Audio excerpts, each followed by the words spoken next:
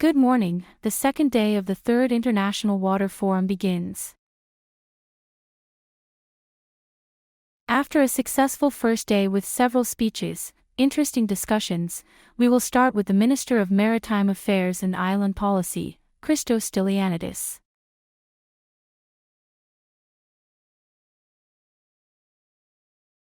Thank you so much for being here. The minister has served, was the first Minister of Climate Crisis and Civil Protection. Now he is from another post, which is also quite linked to climate change. So we look forward to his speech on the importance of water in the period of climate crisis. Thank you, Minister. Good morning, everyone. Elected attendees, ladies and gentlemen, dear Mr. Manolides, soul of the International Water Forum. I thank all the organizers for the invitation to participate today in this sincerely interesting conference on water. You realize that you are more expert than all of us, I think the most of you who are here with us today. You have a special knowledge of water issues. I remember a few years ago an eminent political scientist, an expert in geopolitics, said the famous phrase, "New wars will not be about energy, they will not be about oil, but they will be about water." And those of us who at least live in the Eastern Mediterranean, which is the hot spot of the climate crisis, understand it better than anyone. We are here to talk about water. As Ioanna said, I am here in a new capacity, Minister of Maritime Affairs and Island Policy, and they will focus my intervention on the issues of scarcity on the islands, of course. But allow me before, also because of my experience as European Commissioner for Crisis Management, Humanitarian Aid, especially in African countries where the problem of water is not just a problem, it is a problem of life. I met people who walked 15 to 20 kilometers every day to find drinking water to drink. I remember we did very large European projects to provide them with water through some boreholes at 5 kilometers, 3 kilometers. And I remember how many celebrations of African character with the drums and all this I participated in because we are where the water came out of England.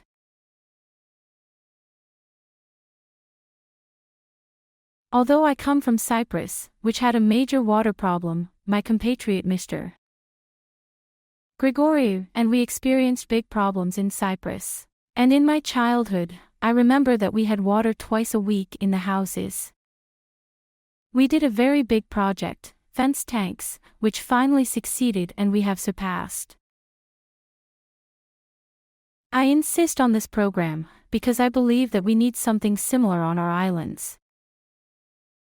Returning to Africa, I say that only if you see this scene of people desperately seeking, not a glass of water, 10 drops to survive do you realize the importance of water.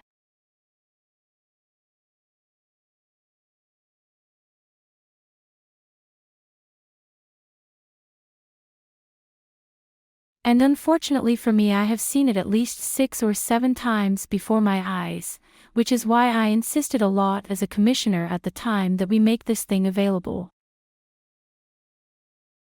What also made a terrible impression on me I experienced in Ethiopia, in areas very close to Sudan and the Red Sea.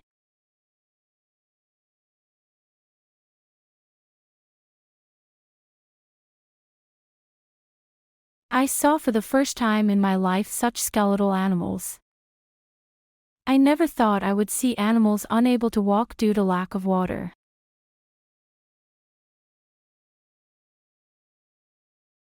Dear friends, I told you about personal experiences. You know, from a scientific point of view, what we are discussing at this conference may be together with the climate crisis, because it is linked to the major problem of humanity in the coming period.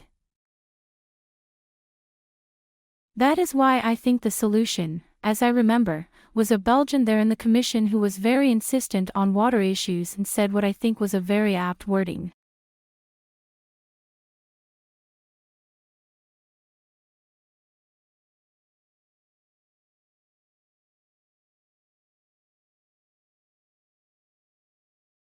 Not a drop of water should go to the sea. Not a drop of rain should go to the sea. This was the position, and I believe it was a position that should be more or less embraced by all of us who live in areas such as the Eastern Mediterranean that repeat the hot spot of the climate crisis.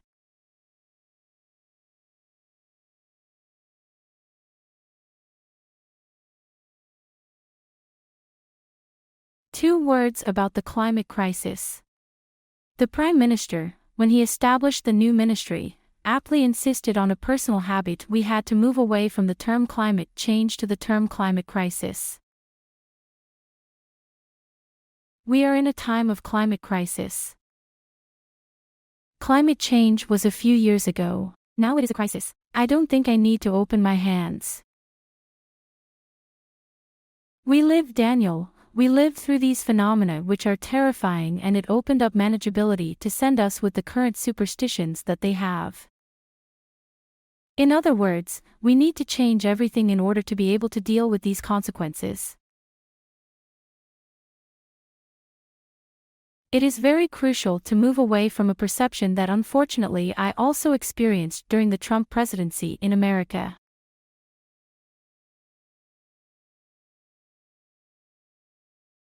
I had the misfortune to be part of the European Union group on the Paris Agreement as commissioner. And then, if you remember, at the Washington Obama administration and with an excellent cooperation with them, we reached this difficult agreement. 2 or 3 nights we didn't sleep, with tough negotiations with the Chinese, the Indians. Then when the Trump administration came, unfortunately there was the position that what scientists are saying about climate change, the climate crisis, was fake news. And they distanced themselves from the Paris Agreement with all the implications that we live and run now at every new COP27 to 28 to bring things back to order and sanity.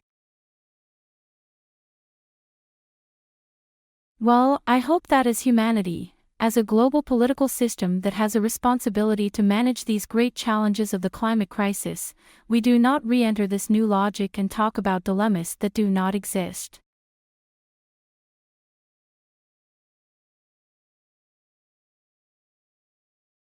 The climate crisis is here with us, and we need to see it in all its dimensions and do everything we can to limit the impact and save lives in the final analysis.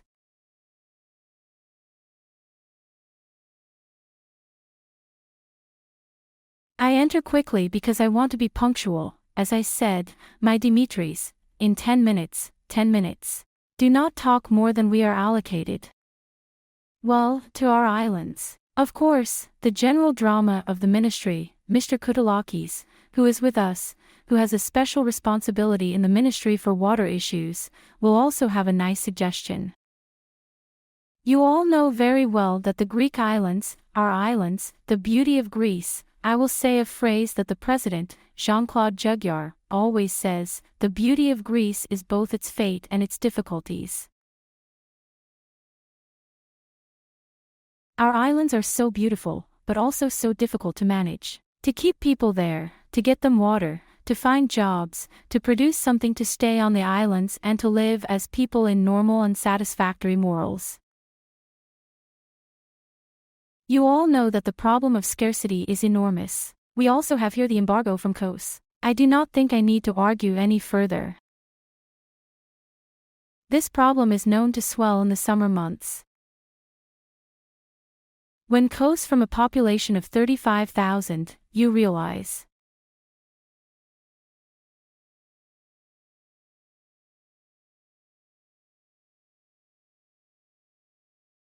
What happens in the summer?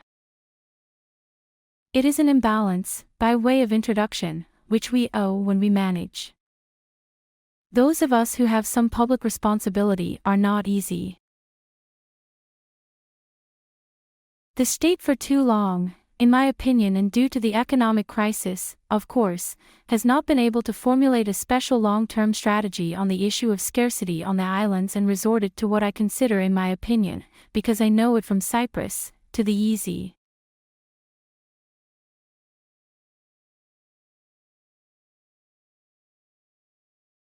The solution of desalination, which is costly, surprisingly costly, with reservations regarding the environmental footprint, to be honest, I know.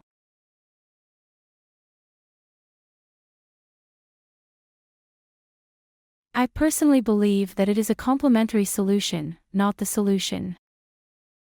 That is why we must at all costs formulate a program so that not a single drop of rain on the islands goes to sea. That is the great challenge ahead of us.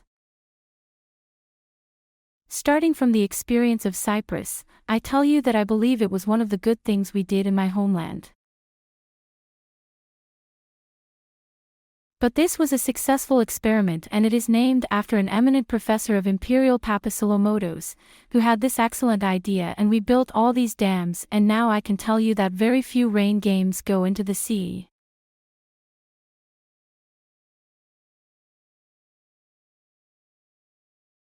This helps immensely.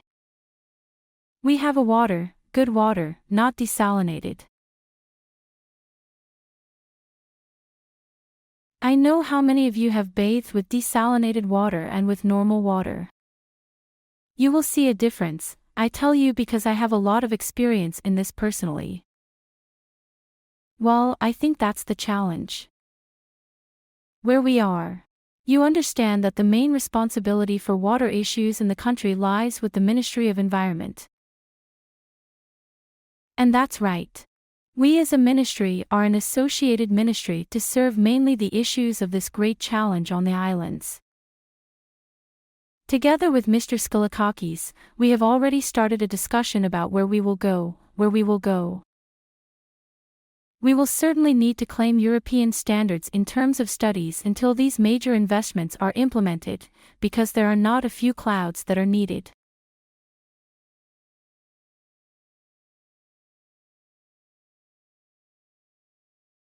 I believe that we need what our English friends say, even in this case, to think out of the box.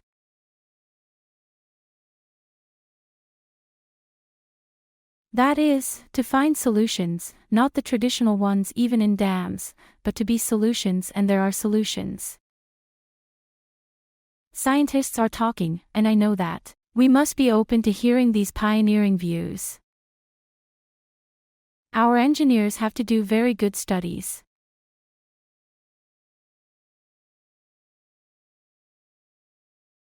Thank God we have very good engineers.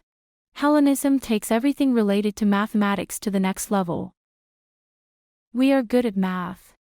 Well, as engineers, we have to do very good studies because we have some examples that are traumatic. For example, I know that in Luros there is a dam in which no water goes.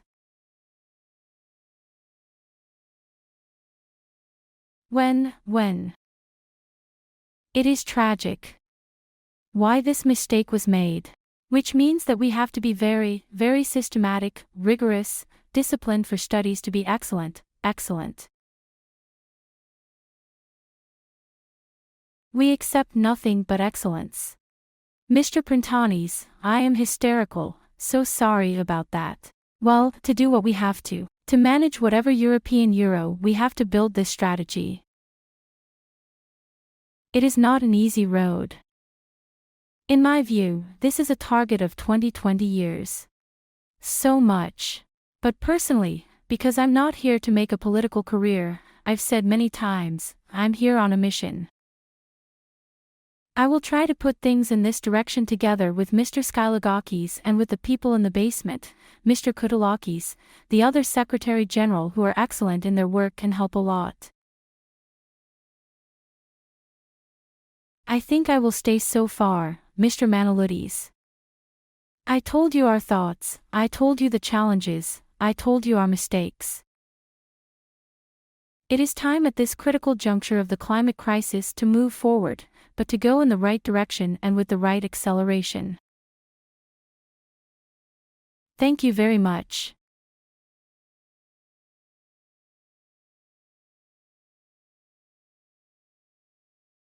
You will allow me to leave, unfortunately, because we have an issue of determinations in Therasia, Santorini, and we need to have an interministerial meeting.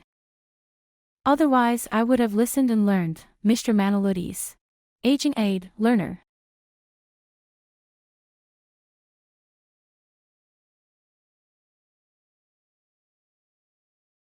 Νομίζω μπορούμε να συνεχίσουμε.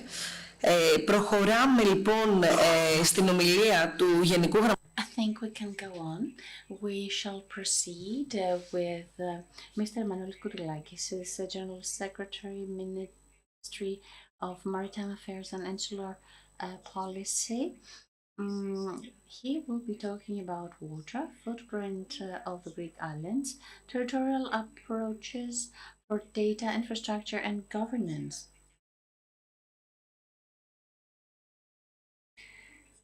This is going to be proportionate to carbon footprint. Mr. Koutoulakis, you have the floor. Thank you very much. Good morning. Good morning to the distinguished guests, also from outside Greece, with whom we have already built bridges. I believe that the part of water is going to give us invaluable results in terms of practices and exchange of experiences. I would like to thank personally Mr. Manolides and the organizing committee. Mr. Manolides is our consultant at the ministry in the water cycle.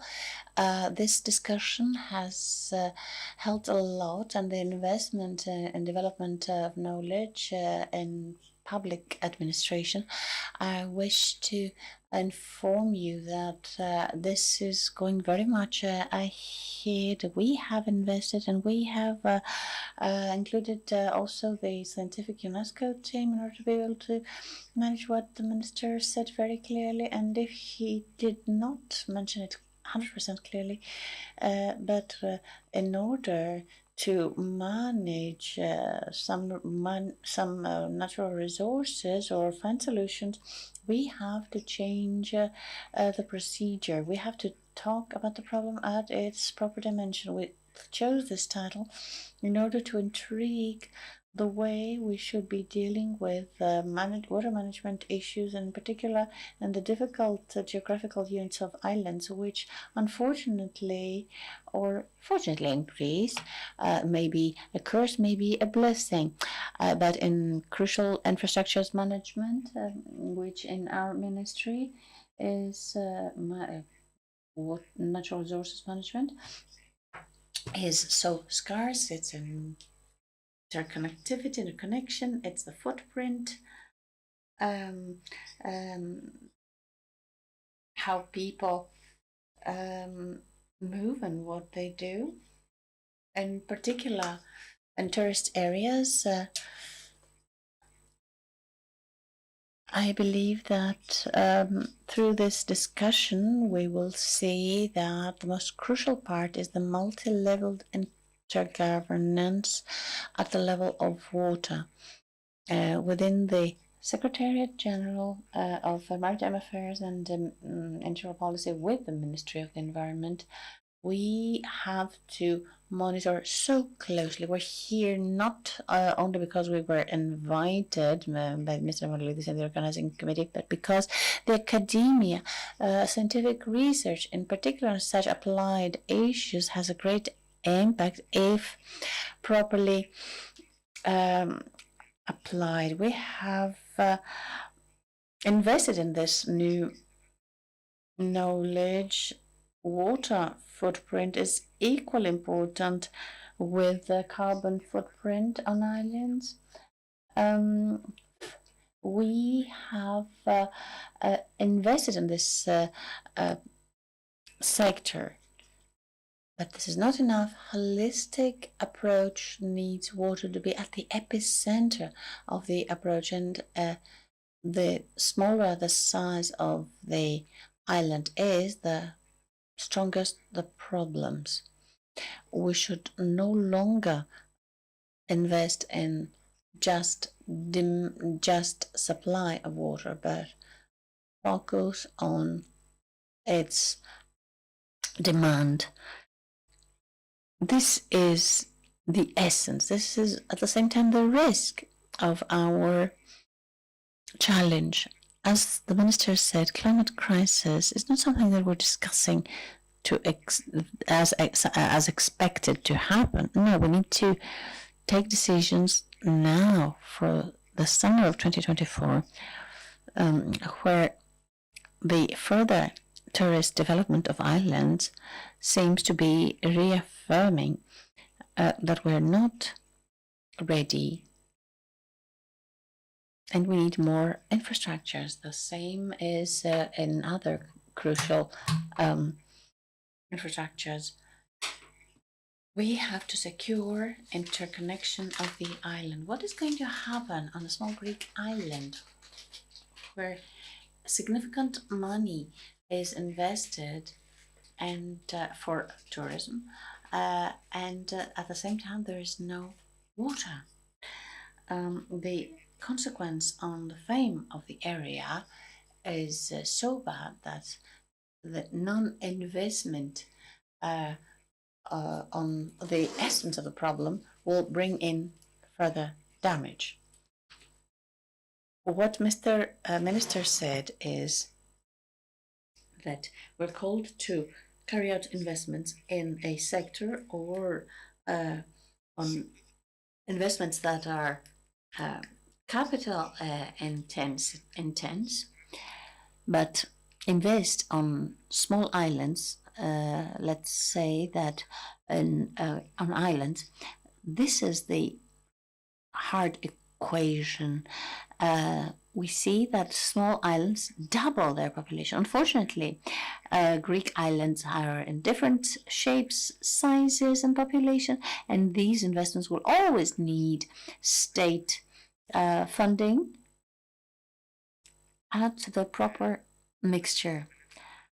We carried out a research and we decided with the service to map of the water mix of islands and where we can see dependence from and how we could resolve it. There is the public administration is here, and I would like to thank them for being here. So we ascertained that the dependence of our islands, unfortunately, is on water, not even wooden legs. Gravity will carry us away. We have heavily invested in infrastructures, but we have not done anything to secure ourselves against risks. Climate messages are clear.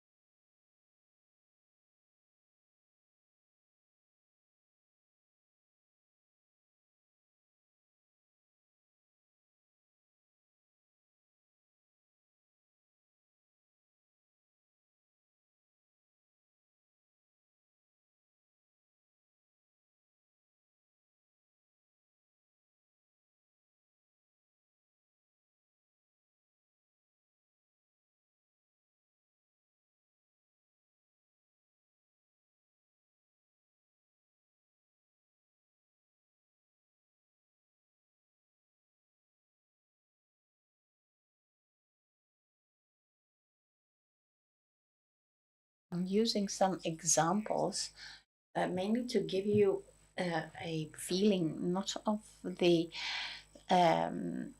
risk, because whether we like it or not, desalination can only help in the extraordinary issues. Yeah, they go to the sea, and 16% of desalination is so much pressure. There are islands such as Nisiros or others where you cannot have abstraction of water. Yes, there you have to create water, but these are very few cases on Ithaca where we have managed to have 24-hour supply of water. On Ithaca that has drowned twice by Ianos and Balos. We have water supply from desalination plants. So we have truly secured water supply for 24 hours. All the water could decrease this water dependence. The issue of water footprint does not have to do with the overall idea. We have to study the hydrological systems and take the proper decisions. I believe that in the Greek islands we currently have the model of desalination, which is the easy model, but which is costly. The European Commission recognizes that we cannot adopt solutions that do not have a permanent result. We need to manage things in a holistic way. We, as a ministry, participate by providing data.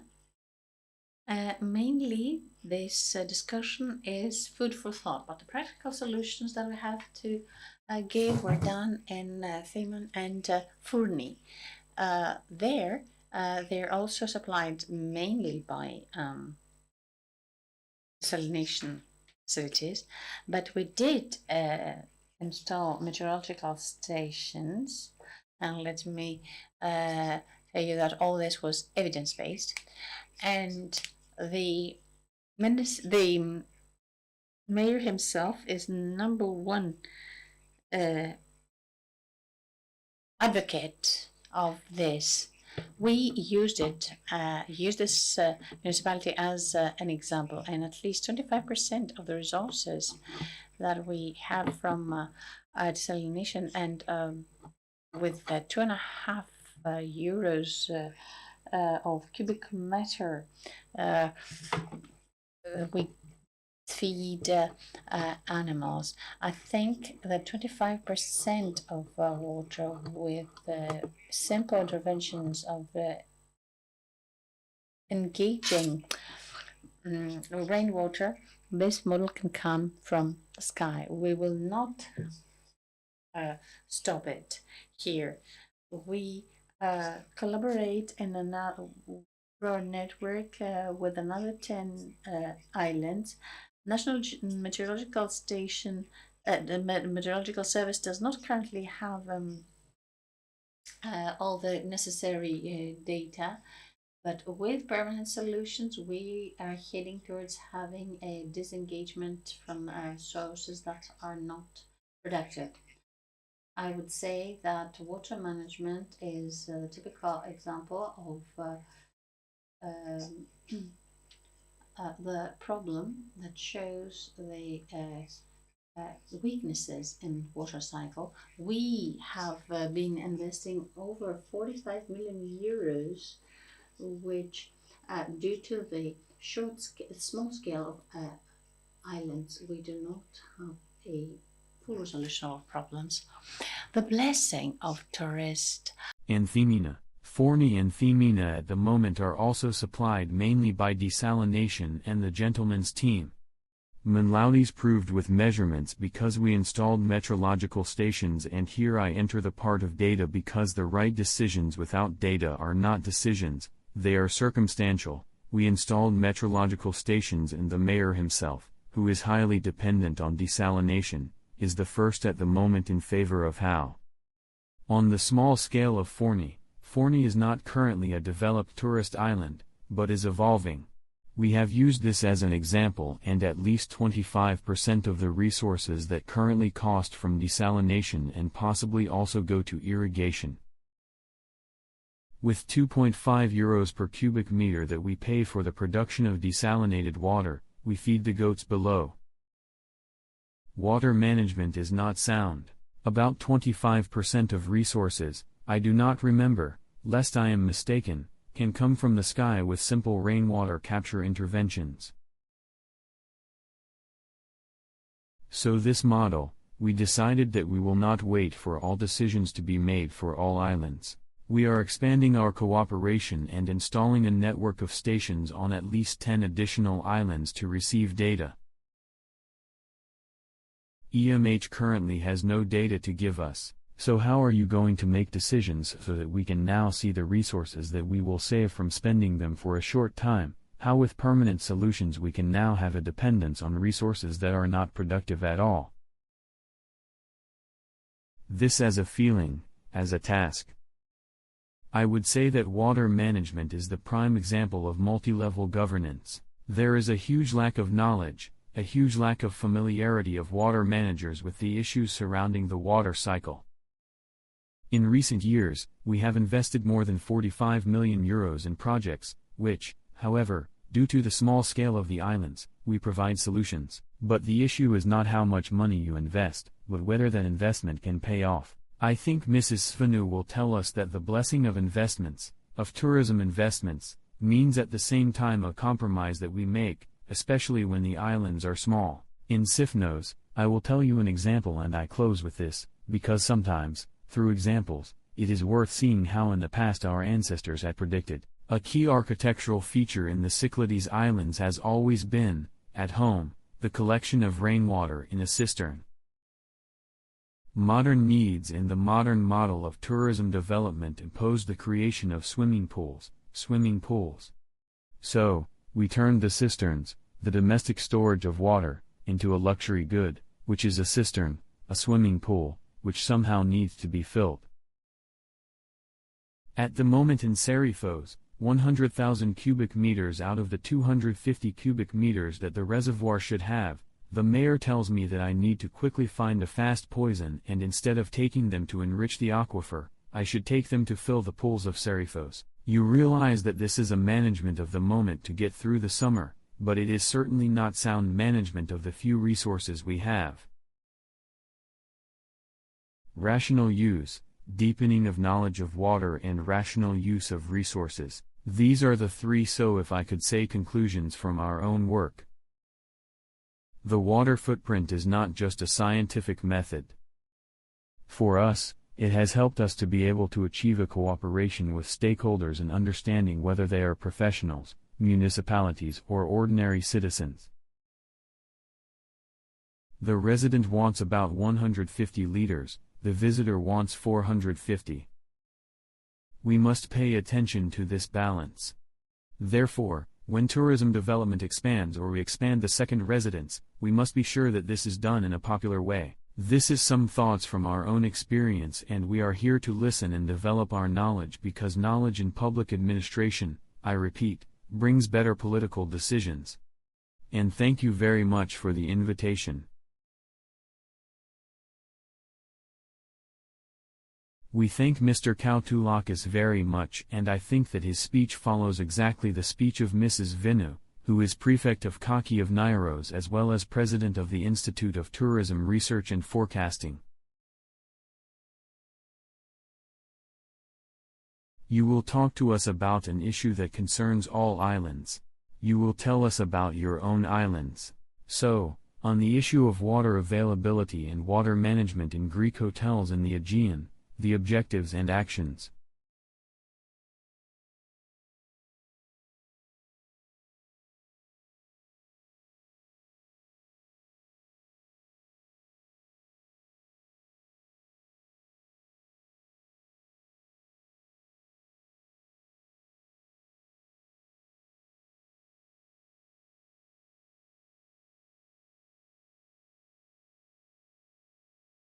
Good morning from me. Thank you very much. It is a great honor for me to be with you and to be able to present to you from my diver capacity, what is happening in general in Greek hotels in terms of water management, but also specifically what is happening in the South Aegean region from where I am an elected regional councillor and representative of Kon Shiros.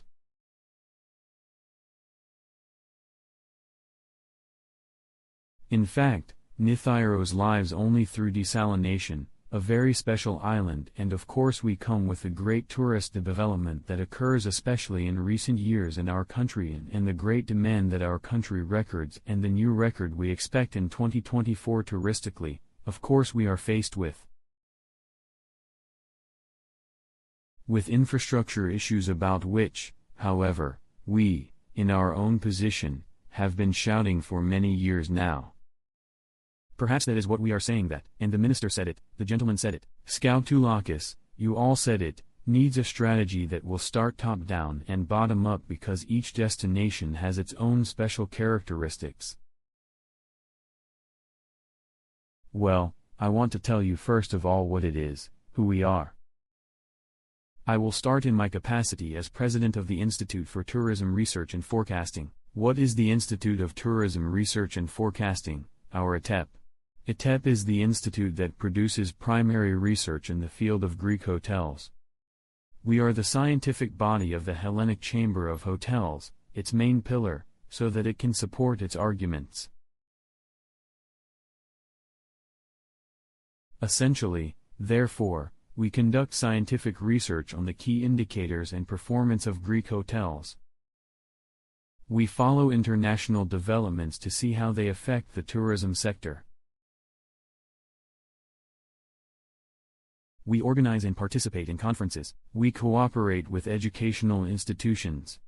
I want you to be able to have a picture. Because out of 32 million tourists, of course, about 60% stay in Greek hotels. Therefore, we are de facto considered one of the largest consumers of energy and water and resources in general. So who we are? 10,000 hotels.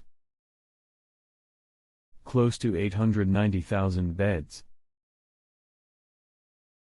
How this potential is distributed. Here the numbers you see are at the unit level. Thus, 24% of hotel units belong to the high categories of 4 and 5 stars. We see it in the left circle. I will take you to the other circle, on the right, to combine again the distribution of rooms, and we see that the vast majority of hotels are small hotels, under 50 rooms.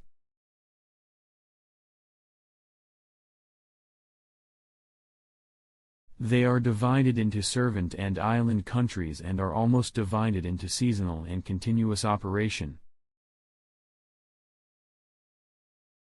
I want us to see water management in the hotel industry.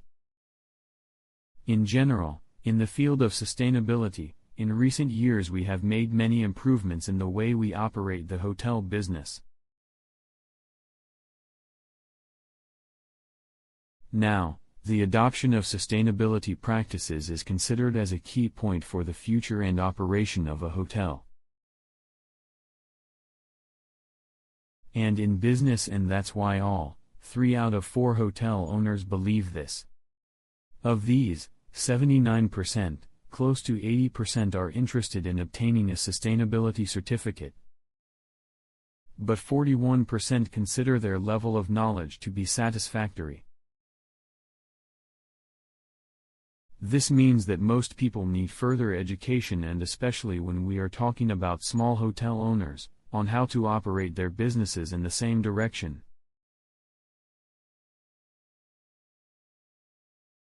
So what are the practices applied by Greek hotels?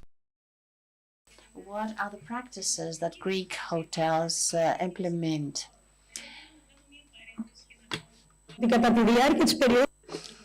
So I'd like to say here that during the pandemic in 2020, when many hotels were closed and due to the pandemic, they just used that opportunity to further invest in different infrastructures and sustainability infrastructures.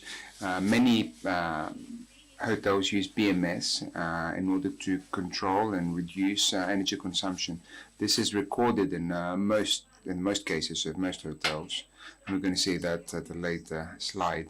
We have specific actions for saving water, but also awareness campaigns for customers as to our policies, because it's important not to only train hoteliers but also their staff in order to implement the policy of the hotel. And some people, so in some cases, they also collect natural waters, and they also use treated grey water. So where's the water coming from? In Greek hotels, and its vast majority, they just get the water supply from the municipality. There is at 18.8% that gets it from drilling. 6.2 buys it from the private sector, and then we have desalination method at around 4.3%. This doesn't add up to 100% because many hotels actually use a combination of these solutions. So how many of them record water consumption? It's 62%, so 6,200 are the ones that actually capture the consumption. They record the consumption, because we say if we don't record this, we cannot implement any management policy for energy for water consumption. So 31% has specific targeted actions for saving water. So what are these actions? You can see them here on the slide. In dark blue, you can see the percentage of hotels in the Greek territory, and with light blue, we just see what's happening in the southern Aegean region. So therefore, what are the specific actions that hotels have implemented in order to control water consumption? They use reducers in the flow reducers, reuse of towels. In many cases, they also have automatic systems for irrigation, for reuse of bed linen, always with consent of the guest. Some training programs for staff, water meters, upgrading of water treatment in order to reuse wastewater, and also collection and treatment of grey water. So what are the new investments that hotels would like to see in the future? You see them here. 50% would like to have further water flow reducers. 38% they just want an automatic irrigation system. Water meters, you just see the pyramid here. So the treatment, the grey water treatment is at a very low percentage because there are very few hotels that actually have the facility to do so.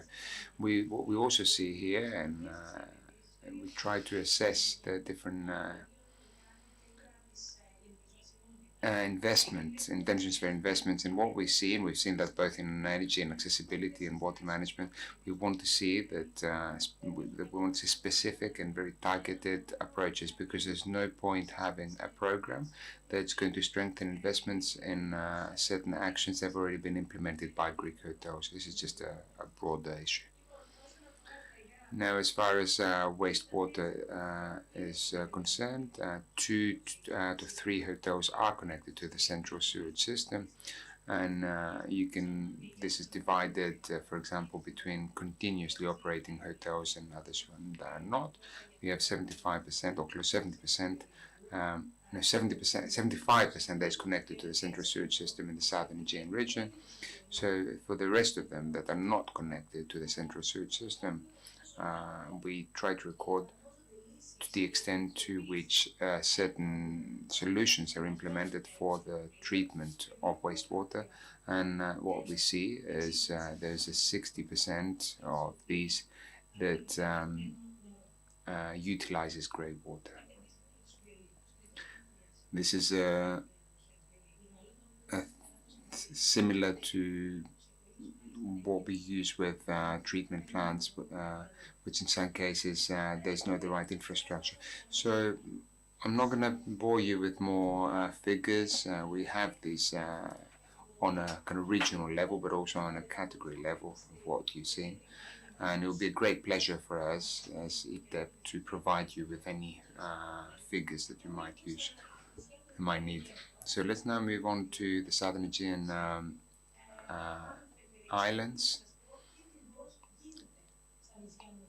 And I can tell you what, in my capacity as a Councillor of Southern Europe, I can tell you what's been happening, because it's a region that it's the first one that's moved to sustainability actions. The region of Southern Europe consists of the Dodecanese. We have 18 islands, 32 islands in the Cyclades, 50 uninhabited islands, but it has 5 international airports, 118 ports. It's the top tourist region in Greece. It's 22% of the hotel capacity, and it receives around 6 million people per year. You see in dark blue the islands that belong to the region of Southern Aegean. So what's innovative for the Southern Aegean? The Geo-Eco Islands are all in the South Aegean Islands, specifically Asti-Palea.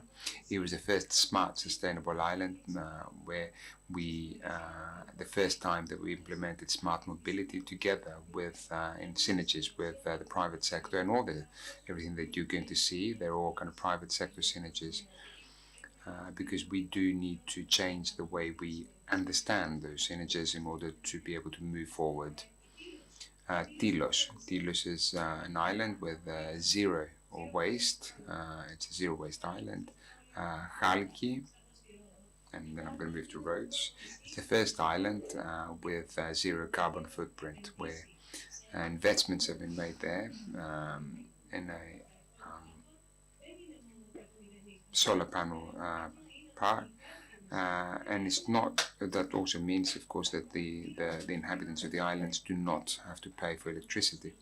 Rhodes is a great bet for the South Aegean region, because there's an effort that's being made for a holistic transformation for the island into a sustainable tourism model that is going to cover all the ESG principles. They include the environmental, the social, and the financial function of the businesses. So the whole island needs to transform their processes and their everyday habits and their functions in order for the island to be the first fully green tourist destination, tourist island. All this, you'll be able to see it in the video that follows.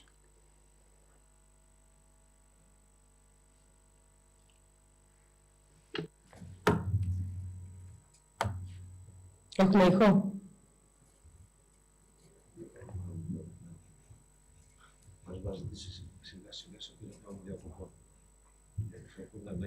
Είναι σημαντικό να έχουμε τον ήχο, δεν ξέρω. The interpretation of the video is not possible because we do not get the sound of the video in the booth.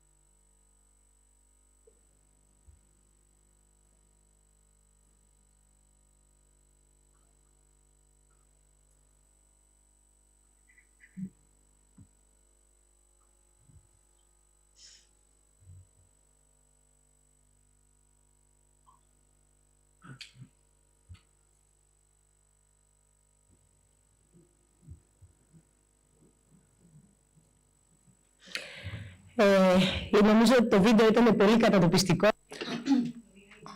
I think there was a very nice break watching that video, just looking at the beautiful islands of the South Aegean. We tend to think of them as remote islands, but they're not remote islands. These are islands where we can invest and we can innovate. And this is something that, of course, has to be done with the synergies with the local government and the government and the right investment. Thank you very much. Σας ευχαριστούμε πολύ, κυρία Σβή. Thank you very much, Mrs. Vino. I'm not sure if there are any questions.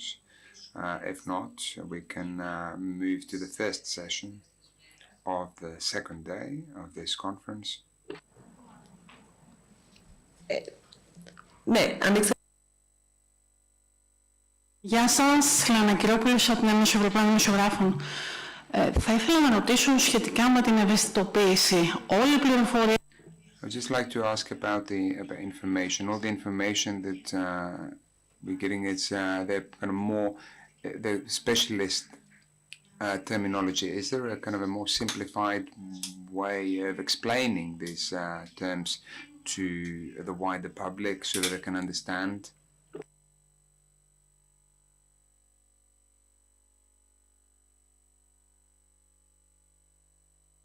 Είναι πιο γενική η ερώτησή σας, στο χώρο τουλάχιστον... In terms of hotels, of course, this is something that's done through education that beyond all the conditions that make us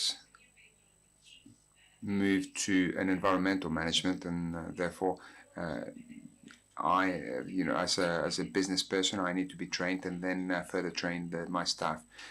However, because I see a lot of European visitors who come to our businesses, and they're already aware of issues that relate to water management. And because Mr. Koutoulakis mentioned about 150 liters of water that was required by a resident, whereas a visitor requires 450 liters. I think these figures have changed now, firstly because we made the right investments, but also because it's the right level of awareness in the people who visit the islands. We also see that in the roads project, because it's difficult to go into every household and change the attitude that people have grown up with and make people understand that they need to follow, some different habits. So this is why we talk about starting this at the very early stages of education, but also we as parents with specific things that we can do and convey that message to our own children. So it's just a matter of organization, but also education. Να πω και εγώ λίγο όχι την άποψή μου, θα σας πω... I think there is a more rhetorical question because, of course, I think it's just self-explanatory that we do need to familiarize people with these terms. But I think we're focusing on water supply, but we're not really focusing on water demand. And when we talk about demand, we talk about education and making people understand what the impact is on their pocket. But we don't want people who just feel the financial pressure in order to understand the risk. They need to understand what the figures are. They need to understand what the risk is. We, as a Secretary General, then we're not the competent authority for water. However, I did explain earlier why this is important, because without water we're not going to have islands. This is the stage where we're at. So we started a campaign for water saving. You must have seen the video of Secretariat, I think we need to go on a kind of slightly kind of bolder methods, and I'm not talking about only schools where we've moved on with specific actions, but I think it needs to be a more tangible message. In a recent visit to Barcelona, which has very different characteristics, but also very acute problems of tourism. This is something that we've done before, but I was just pleased to see that also in Barcelona. And the elevators, there were messages about how many liters of water we use, 2 to 18 liters for washing hands, up to 12 for brushing our teeth, 200 to 300 liters to fill up the bath, and 3 to 8 liters to flush the toilet. So everybody needs to understand their own personal responsibility. They need to understand that while I'm brushing my teeth and the water is running, that clean water is going to the sewage system. So basically we're just shifting the responsibility to somebody else. So not only I'm losing clean water, but then I have to I have to manage that water as wastewater. When I realized that, I think it was made clear to me that we need to make that message a lot clearer to the public. And Mrs. Svino might know better, but I would think that people who come here, and especially to smaller islands, and especially the ones that have been converted to GR Eco, it's because we're branding these islands with a very ecosystemic approach. So therefore, they're coming with already with this kind of a good level of awareness. But I believe that it's our businesses and our citizens that do not have the right level of awareness and education. So therefore, there need to be awareness campaigns on a continuous basis, so that people understand that when you're consuming water that you do not use, when you're consuming unnecessary water, citizens need to understand that the impact that this has on them. Sometimes the kind of boldness of the message is because we're talking about a very bold issue. And I'm talking about communication, because we need to manage demand and not just supply. Allow me to add, without being too long. Yesterday we had here Mr. Stergiou, who's the president of EDAP, the water company. We were talking with Mr. Maris, who's also a hydrologist.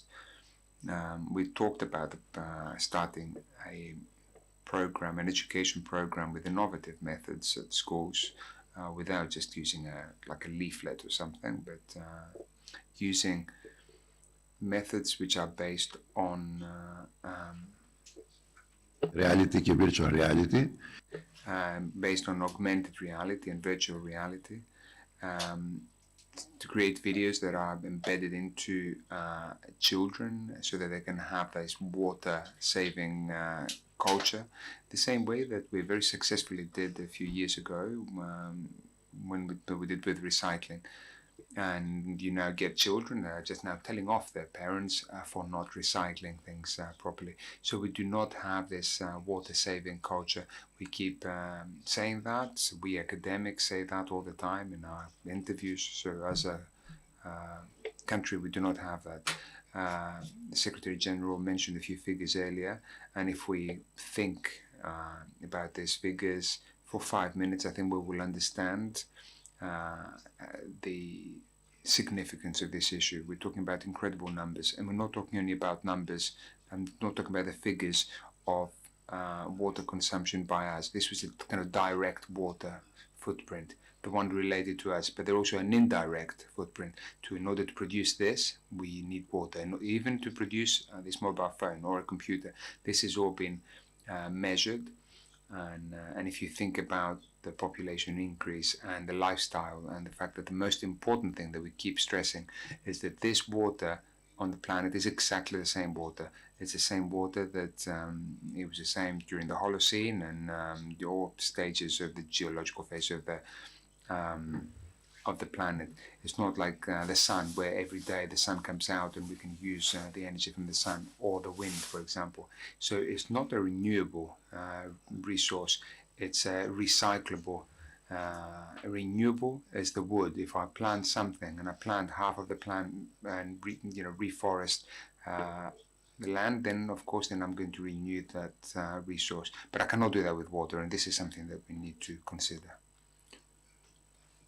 And of course this is not enough to think about. We need to kind of pass on to new generations in the way that I've just mentioned. This is something that needs to go through us and our children. Okay, great, thank you very much. Let us now move on to a video of Mr. Ismail Serageldim, who's a professor and coach at the Ninjavi Gajavi International Center, but also a founding member of the new Alexandria Library. He's going to talk to us very shortly.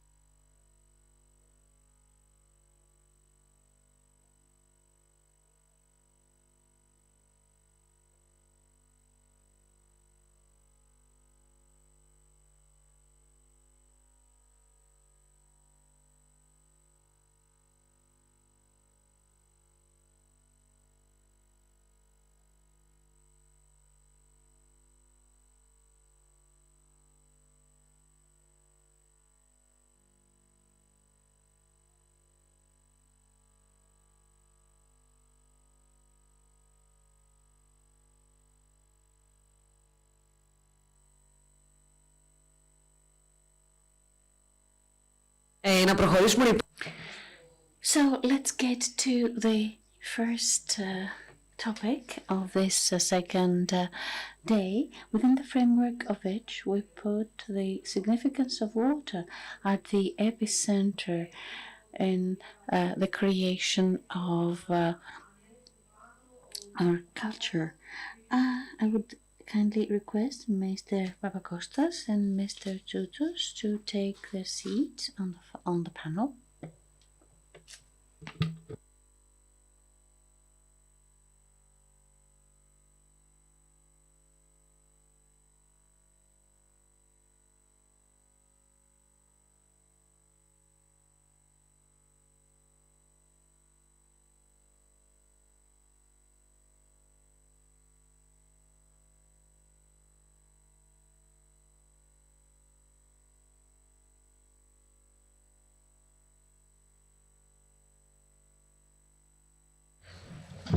Ξεκινάμε λοιπόν με την κυρία Νατάσα Πενταγιώτη, υποψήφια. We shall start with Mrs.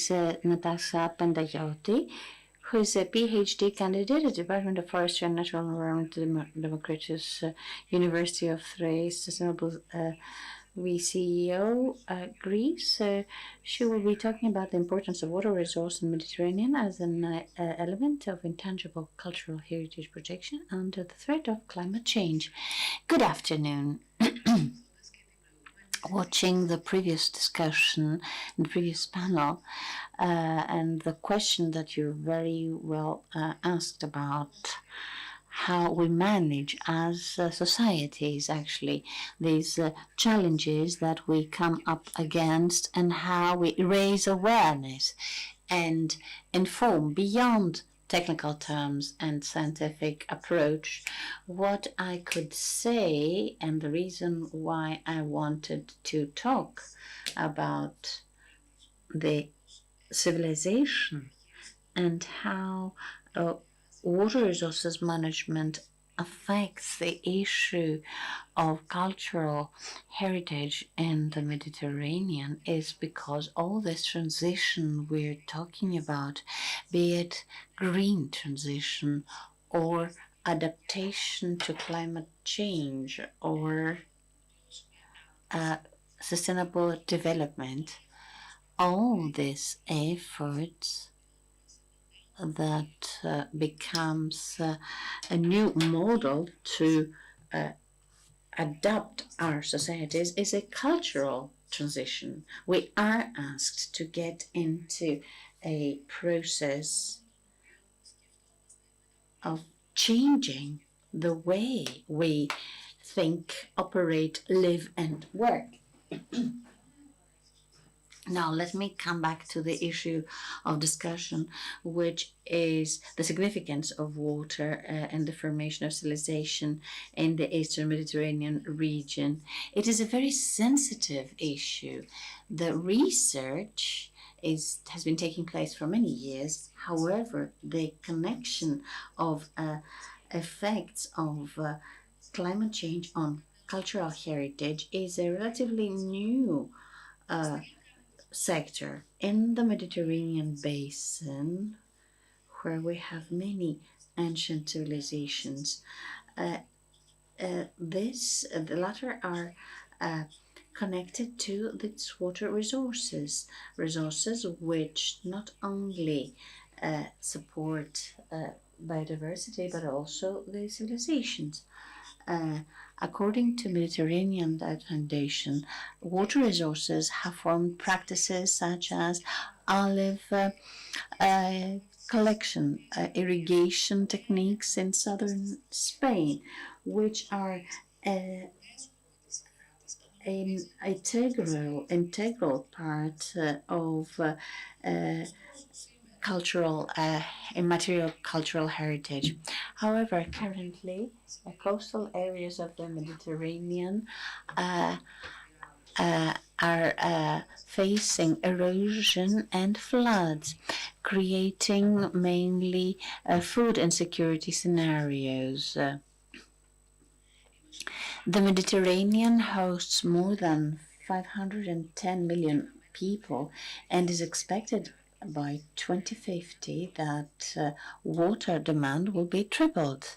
Socioeconomic consequences through the decrease of water resources are expected to be very serious. If we think that the way we develop as countries and our socioeconomic model puts pressure on demand for water and its availability, both at the level of infrastructure as well as at the level of financial operation. In many countries, water demand already exceeds its availability, and such a situation increases pressure on ecosystems, both at the level of water use as far as urban use or energy use or tourist use of water is concerned, as well as with the biodiversity and ecosystems and that are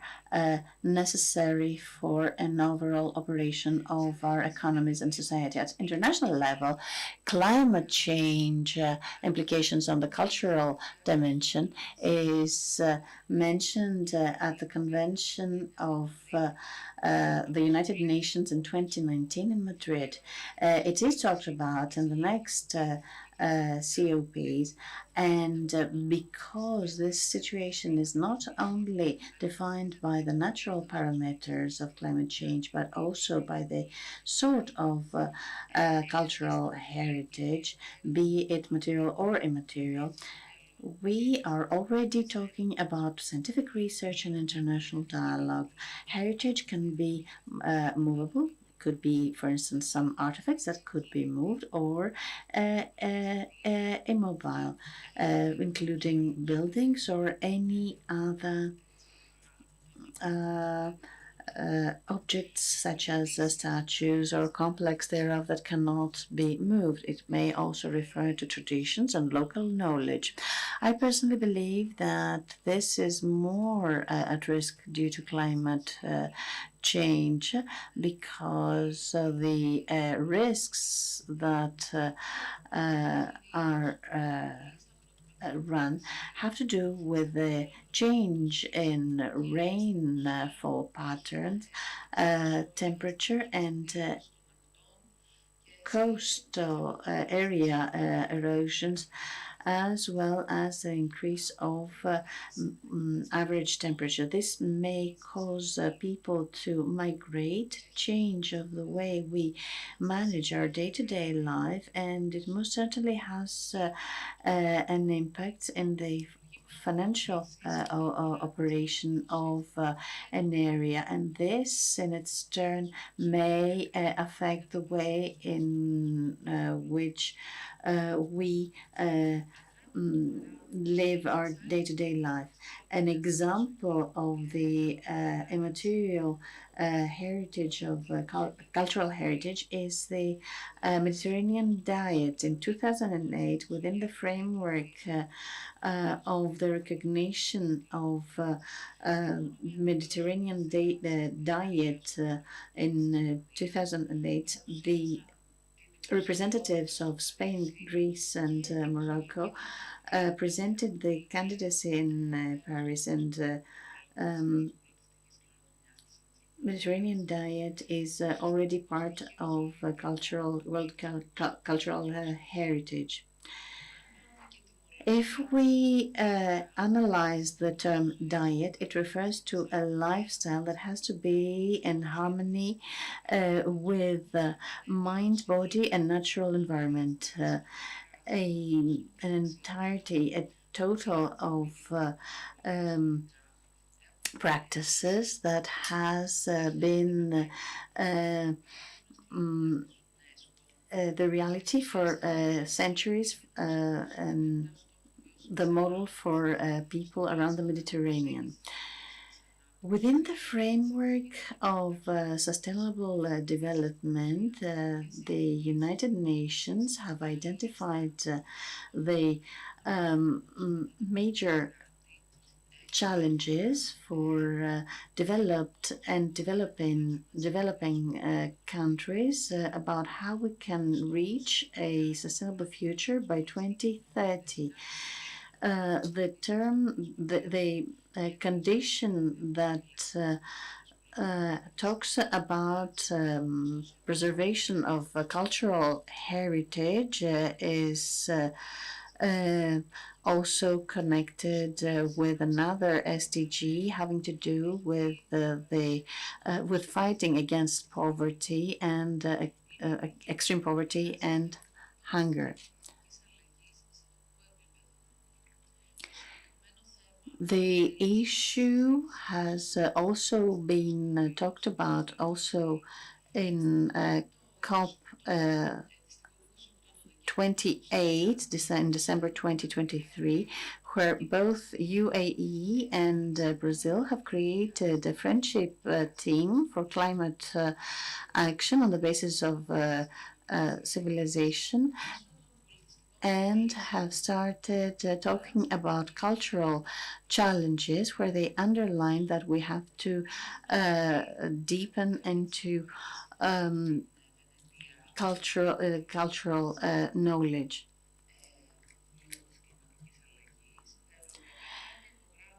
European states have many times underlined the significance of education and cultural heritage that can facilitate systemic change that is necessary to fight against biodiversity waning and climate crisis.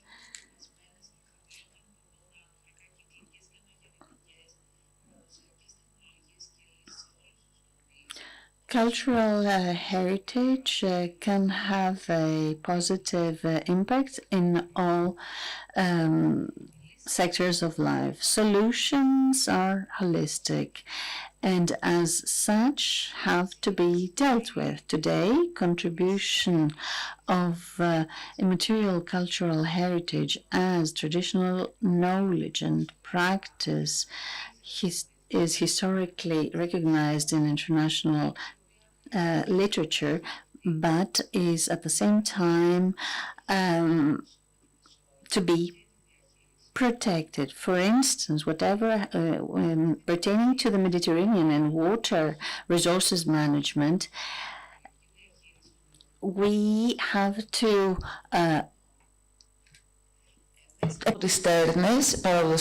revive. We have to revive the previous practices and go back to the traditional model of cisterns.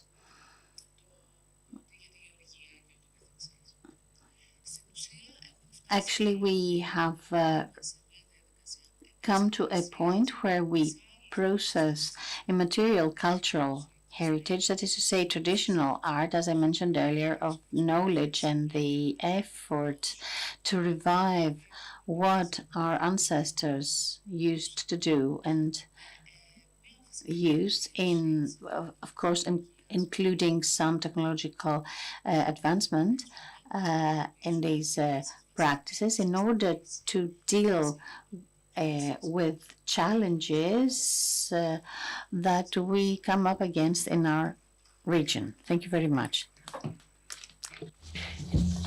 Ευχαριστούμε πολύ κύριε Πενταγιώτη για την εξαιρετικά. Thank you very much, Ms. Pendayotti, for your very interesting presentation. Yes, it is a very crucial issue, especially under the threat of climate change. We're going to have a small change. We're going to have Mr. Fandi Komer, who's the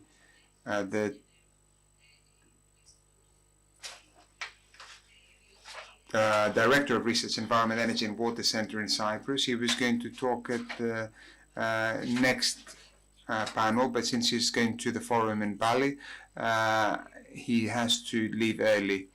So therefore, if we can connect with Mr. Komer, I understand that he's going to talk about something very different because he's going to talk about hydro diplomacy.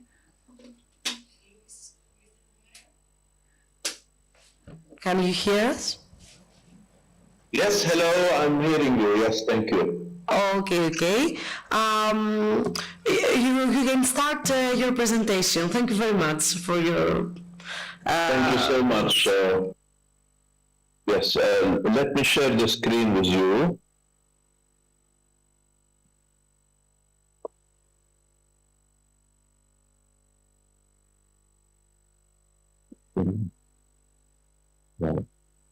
Is it okay? Yes.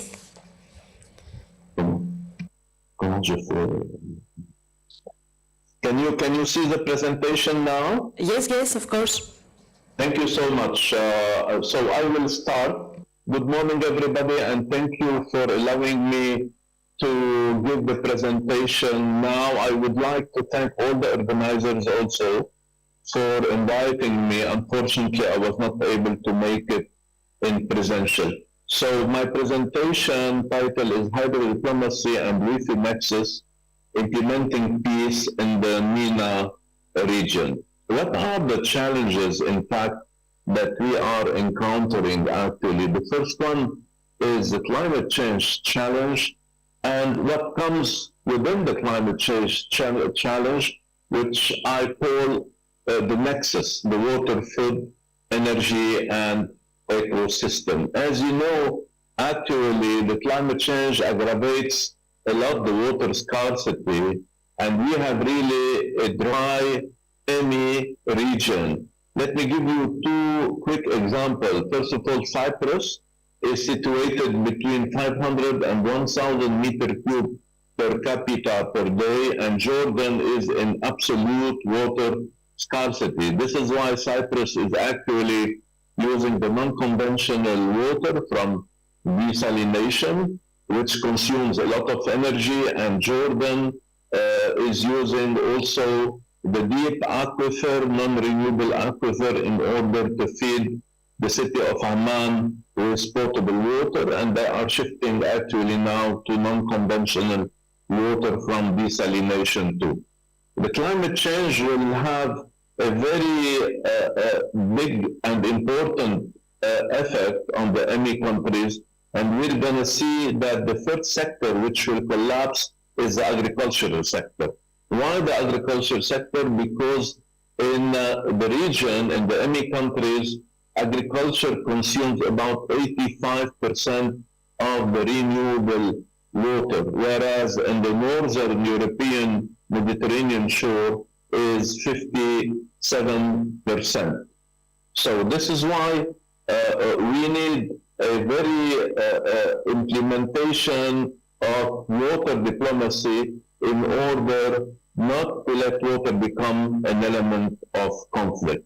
The specification of the EMI region within the water component became an international issue from the geographical point of view, because 66% of the water is transboundary, and all major river tributaries and aquifer are transboundary. The second main challenge is that in the EMI countries we have poor governance of water resources.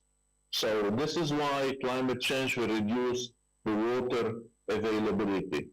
And this is now the panorama that we have concerning the EMI region for the water resources. Our average annual rain is below 300 millimeter per year in 11 countries out of 17 countries. So the water scarcity level will hit directly 13 countries, and this data are the data of FAO Aquastat. The World Bank has also provided us with this table. We can see that the limit of the extreme scarcity is the red line, and all the EMI countries will be under the red line by 2030. So desalination and grey water reuse present an alternative solution for a sustainable water management, but as I told you, it's highly consuming of energy. And what we are doing at the Cyprus Institute is to launch research from our facility of Proteas for desalination using renewable energy and using heliostat in order to make from this lab facility an engineering tool for the future.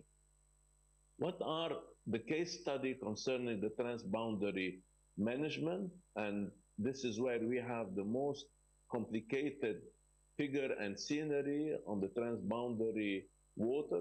First, the Jordan River. Second, the Nile, the Blue Nile, and the Gerd Dam. Third, Euphrates and Tigris. And we have a very good hydrodiplomacy case, which is the Orontes case, whereas we have worked together with Professor Michael Skoulos from Greece, from GWP Med, in order to implement a transboundary water agency between Lebanon and Syria on the Orontes case. And we have also published within UNESCO a very important book concerning the Orontes in 2015 called Science Diplomacy's Orontes Water River Case. The issue in the Jordan River is that all the countries that share the Jordan River lives in an really water scarcity case. And the Arab countries also has all ratified the UN Convention of 1997 for equitable sharing and reuse. And actually, only two countries in the Middle East didn't ratify it yet. It's Israel and Turkey. So we have a lot of problem between Lebanon and Israel concerning the Shebaa farm, a lot of problem between Israel and Syria concerning the occupied Golan Heights, between Jordan and Palestine from one side and Israel from the other side concerning the implementation of the Oslo Agreement, which is not actually yet implemented. And what we are looking really is to save the Dead Sea from its agony, because the Dead Sea is actually shrinking, and the Dead Sea is losing about 90 centimeters per year of its level. And we're gonna really have a big ecological crisis and cultural and natural, also heritage crisis, because this Dead Sea is going to disappear because of the bad management of the Jordan River basin from the upstream country and the intensive agriculture that, and the diversion of the water for the intensive agriculture that the upstream country are using. Now, the case of the Blue Nile is a very hotspot case for transboundary basin, and this conflict, unfortunately, originated from technical, institutional, governance, and political factor. So the Gerd Dam, as we all know, is really a very important dam for Ethiopia, but it is important for Ethiopia if Ethiopia had matches a stockage of water of 17 billion, not 70 billion, as it is the case actually. So this big dam is going to affect the high Aswan Dam of Egypt, preventing Egypt from generating hydropower and preventing Egypt also from the water which comes from Ethiopia through Sudan towards Egypt in order to irrigate all the valleys in Egypt. You can see on the right-hand slide the effect of replenishing the Gerd Dam and the decreasing of, it's the blue line, decreasing of the high Aswan Dam. And in order to have again the same stockage of the high Aswan Dam, we need to wait for 20 years. This is why hydrodiplomacy of the Blue Nile should be rely on technical, institutional, and political solution. The technical, institutional, and political solution should be based on the nexus, energy for Ethiopia, of course, but water for the three countries, and especially for Sudan and Egypt, because the economy of Egypt rely on the water of the Blue Nile. The other hotspot is the Tigris and Euphrates. Unfortunately, as I told you, that neither Israel or Turkey recognizes the 1997 UN Convention. What I could recommend is to issue a recommendation from our event, which is a UNESCO event in Greece, very important, is to encourage these countries to go within the spirit of the UN Convention in order to apply equitable sharing and reasonable use, and to consider also the creation of International River Basin Agency, so that this could be really a way in order to gather all the stakeholders around the same table and cooperate for the future management of all the transboundary basins. So this is some slides concerning the Tigris and the Euphrates. And let me pass now to the problem of the energy. So the problem of energy, we are actually living the consequences now of the Ukraine-Russia war, which is impacting not only Europe, but impacting also the Middle East. For example, let's think about what happened last year in Egypt. Egypt was really relying on the imports of cereal from Ukraine, and Egypt has to pay more than 12 billion US dollar in order to satisfy their food security. So this is why we need to tackle the problem also from all aspects. We need to tackle the problem from the cogeneration of energy. We need to tackle the problem from the water security, from the cooling and refrigeration, and we need to tackle the problem also that many countries are looking for nuclear energy and safe nuclear energy in the region. The other problem is also emerging is the discovery of the gas deposit in the Eastern Mediterranean region.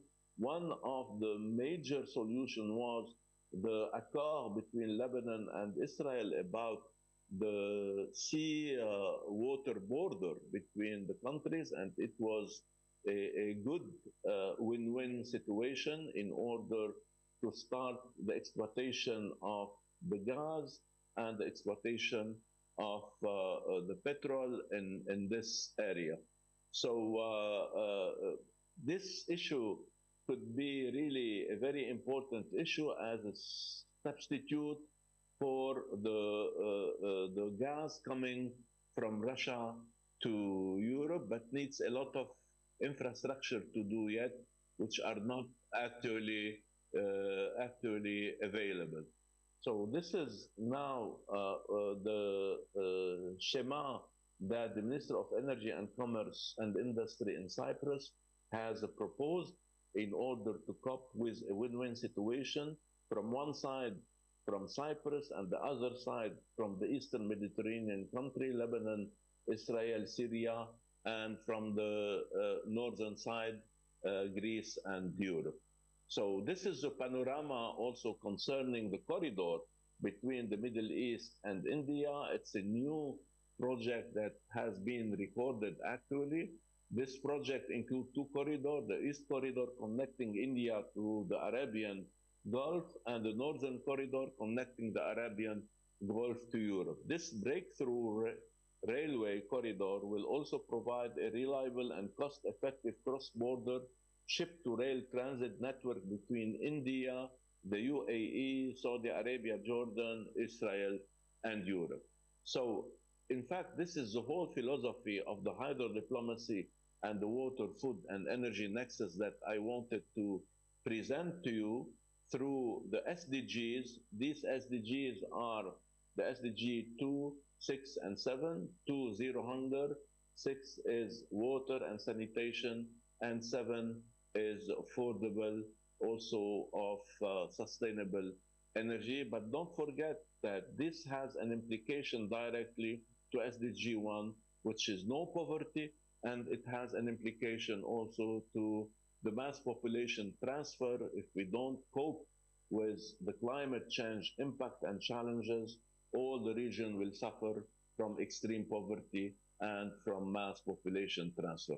Let me thank you for this invitation and stress as a last slide on the expansion of education, on the environmental ecology and the societal cooperation in order to implement a peace culture among the countries of the EMI region. Thank you so much, and I hope that we can discuss furthermore this issue in some other events. Thank you so much for your attention.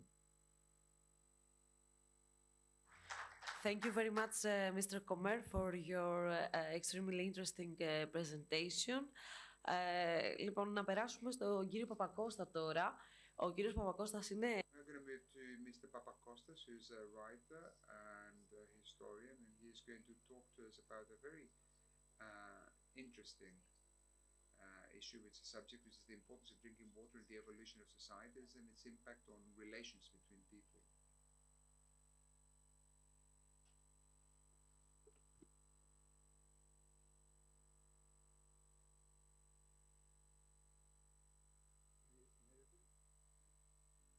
Dear attendants of this conference, first of all, I would like to thank the organizing committee, which has given me the opportunity in such a conference to have a floor. Despite the fact of not being a specialist, nor do I have the possibility to suggest a solution that will be serving this so important and deep problem that concerns our society. I am a historian, and I try to study as much as possible history, and I do so through the non-evident. Traditional historiography mainly shows historical developments as events, economic, society, and war events. However, current research has to do with something that is evident. That is to say, whatever is behind the events is not paid any attention. However, it may resound a lot in both the course of society as well as what happens next. And I'm referring to one of the main issues that has concerned all societies throughout time. Because if we see the course of humanity ever since the first societies were put together up until the latest historical years, we shall see that number one thought and target was to create towns after they had secured this main prevailing social good. All towns that were created from prehistoric times in Mesopotamia, Egypt, and later in Greece and in several places of the European area, we shall see that they're basically interested in securing the primary good, which is the primary commodity, which is water. Food comes at a secondary place because in order to survive, people need to have water. And truth is that many times lack of water can create huge problems, as we have specific examples from history having to do with the developments that have occurred in this specific society. In 1848, Europe had the greatest social and political revolution, mainly in France, but also in neighboring countries and in Greece in the long run. This exactly is due to the weakness of the regime to serve the needs of citizens. A more careful study of the topic, however, will lead us to a completely different point. That is to say, in 1846, 1847, there was the biggest drought France has ever had. This, in its turn, had as a direct consequence to have a complete destruction of agricultural production, which also supported the politics that French Roi Louis Philippe had to his citizens, meaning he gave a quantity of wheat and bread to citizens on a daily basis. But because of this drought, there was no possibility to give the good that was necessary for the people in order to survive, and this meant that he had to deprive the people from this commodity. This led to a revolution, to a riot. Ended up to the revolution and ousting of the king, the greatest revolution that the world had experienced after the French Revolution. This had an extremely severe consequence. So a weather phenomena was expressed as a political phenomenon. As we see today in Europe, there are countries that may change the structure of their society. These few days I heard so many different views from distinguished scientists. I consider, however, to be referring to some basic points that were mentioned. For instance, it is a fact that during the last few years, Spain has been experiencing one of the longest drought periods that both itself and the European area has experienced ever. Perhaps specialists might attribute this to environmental pollution, environmental conditions, and this may be the case. I shall not challenge this. I do not have the knowledge so as to get onto such issues. However, what I will be looking for is the consequences of a social phenomenon in the overall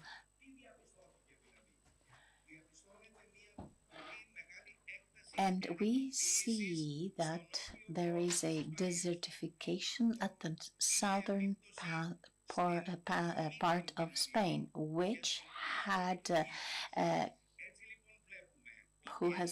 has brought changes in the way the societies operate. A large part of inhabitants are either moving towards other areas or desert traditional professions that they had been exercising for many decades. This is not a unique phenomenon.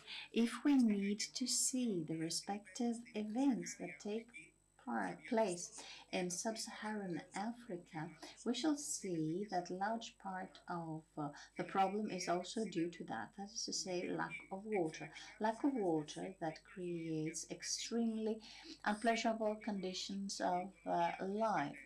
Not to mention that the economy is at a terrible point, and therefore people have to massively migrate, and we still have migration flows that we see not only in our country but also throughout Europe, and which is one of the most serious problems of our era. In the past, it is true that the people had a great relationship with nature. For instance, in antiquity, this relation was truly mythical, legendary, absolute respect to water, which also had a divine dimension. We should never forget that in all sources, in all springs and rivers and lakes, there were nymphs and deities, which means that adoration events were made because water was considered to be a primary need, and its presence secured quality, knowledge, generosity, bravery, and whatever characterizes the Greek civilization of classical and post-classical era. In any case that this was not implemented, we can see very serious problems being created, having destructive almost consequences. It is well known that after Alexander defeated Persia, he wanted to proceed towards further to the east. He aimed reaching for India. At some stage, however, his army reaches its utmost and can no longer follow him when asked to cross Hydaspes, that was the extreme of the Persian Empire. So he got furious and wanted to punish his army. In what way, though? During his way back, he did not choose the traditional route that he chose, but through Gedrosia desert. This means that although he was trying to secure every possible sources of water, because this is not what we only call water supply, but also food, because without food the army could not survive. Animals have to drink water, and you know that such a big army includes thousands of animals for different reasons. And this is exactly why we see that the course to return was a disaster, because they either did not take part, meaning that logistics committed terrible mistakes, or because the people on their way had beforehand destroyed everything. He lost 3/4 of the animals that his army had, 12,500 men, and his men were completely demoralized, which means that a simple fact that may have occurred from an incident of anger, and do not forget that Alexander is only 33 years of age, because he's in full wrath, because his favor wasn't done. But this event did have an effect on all civilizations. So we see that in future all effort is made in order to secure every human activity. And in fact, they transfer water from huge distances. Hundreds of thousands of people are employed in order to carry out those projects, No other commodity can substitute water, and everything, all projects that take place and are carried out in town, such as planting trees or flower planting, or be it in the Roman or Byzantine era, or even in the Ottoman era, great efforts are made in order to have irrigation and proper hygiene conditions. Even Ali Pasha and Ioannina, in a very limited research that I carried out, I saw that was doing works of big extent in order to secure these conditions, hygiene conditions and water supply conditions for Ioannina and the areas around it. He thought that this was a major factor and for the well-being of citizens. Let me mention that when we had the Thermopylae battle, Persian spies tried to check the area where Spartans were, and they were surprised to see that instead of dealing with weapons, they were taking a bath, they were washing their hair, they were combing their hair, they were looking at their face, because the relation that they had with water made them remember war practice, which we shall not see in other peoples. For instance, in the Near East, we do not see such habits, and because of the clear lack of water, this was not a practice.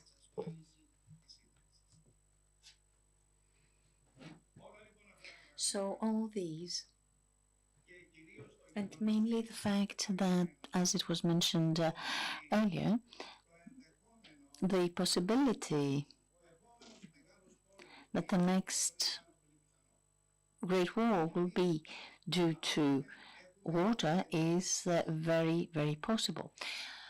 And why is that? On the one hand, there is water scarcity, there is lack of water, extreme increase of population on our planet, and our relation with water has changed. We need far more water than we did in the past. So I think that the policy mentioned earlier by, was it the gentleman from Egypt? Yes, I believe it is absolutely necessary. And unless we secure the resolution of this problem with political means, I think that very, very soon the world will have to face an extremely huge problem. I'll give you an example. Turkey is constructing in its eastern border huge dams that stop the flow of Euphrates, not only for other countries, but also for the future flow that might be collecting water in the course of the river. For many, many other reasons, I think that these actions of these fora are very important because they talk about the problem in its essence. They mobilize scientific knowledge and activate exquisite scientists and knock on the door of the strong of the world to understand the problem for as long as there is time to do so. Because if for any other reason, either for political reasons or others, they stay indifferent, any change is going to cost people and themselves a lot. And then it will be too late for them to repent or take new measures. Thank you very much.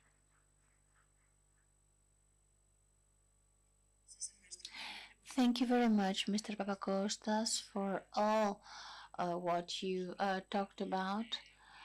I would like now to go to Mr. Giorgos Tsoutos, who is a political scientist, and he will be talking to us about the association between water and culture. Thank you very much for your attention. I feel the need after the after the speakers that said such beautiful and interesting things to readapt my presentation.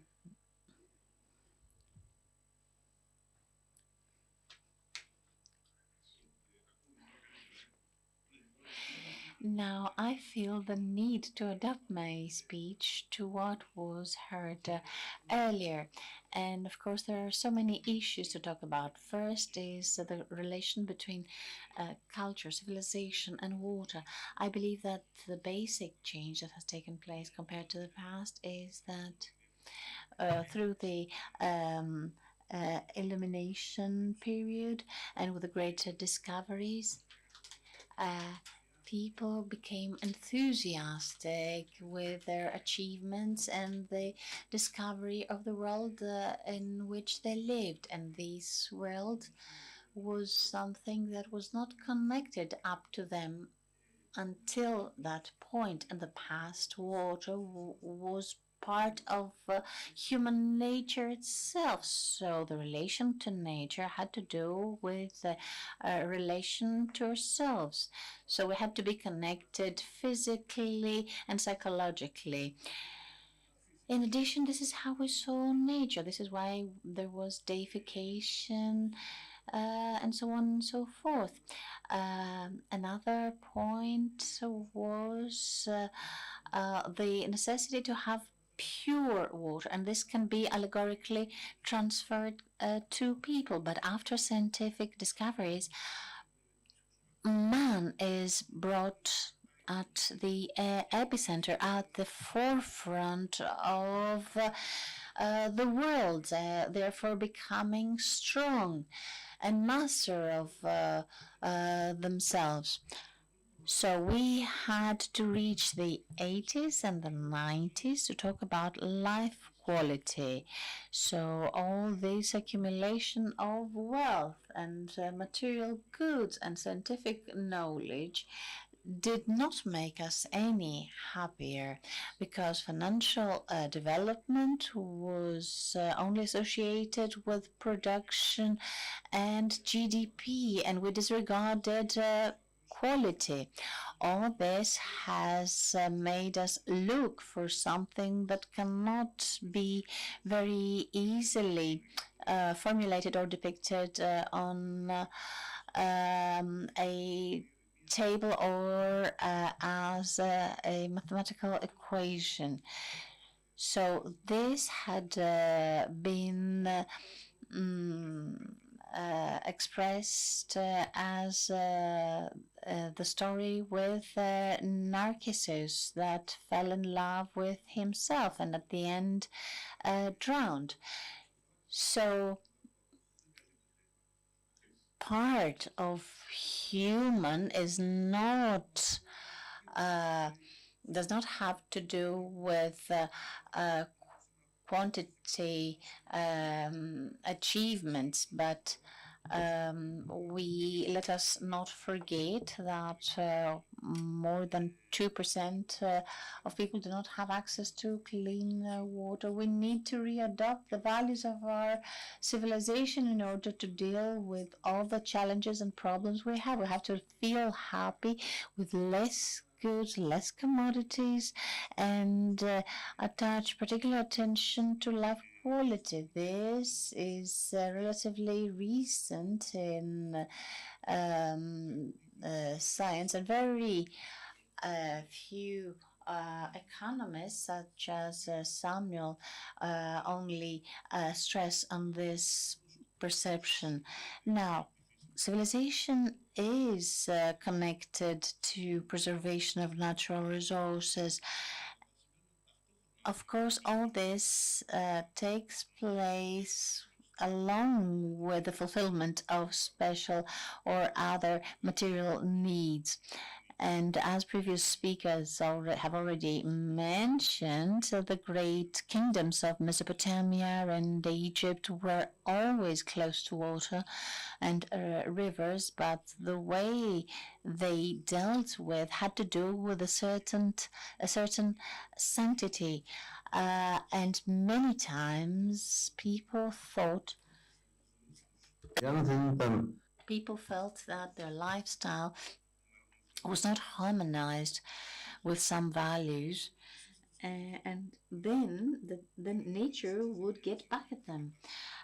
For as long as they were in a non-harmonious correlation, they would experience bad omens or conditions. We can see that in river water pollution, or what the result of disrespect towards the environment is, or being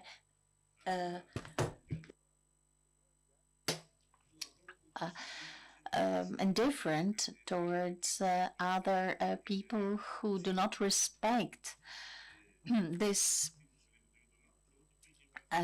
good, either by overspending resources or by destroying them, such as setting up a fire.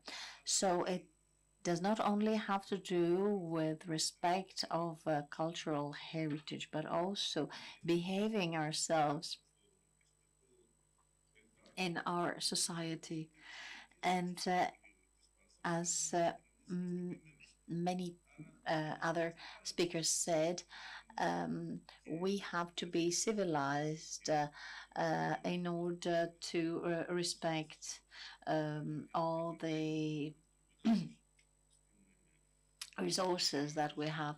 Let us not forget about the cleansing properties of water. We have baptism in religious tradition of Christianity, Islam, and other religions. All this can be seen under the prism of religion, but also through a practical point of view. There are policies being followed, but in reality, we need to have a wider change, political change, but political in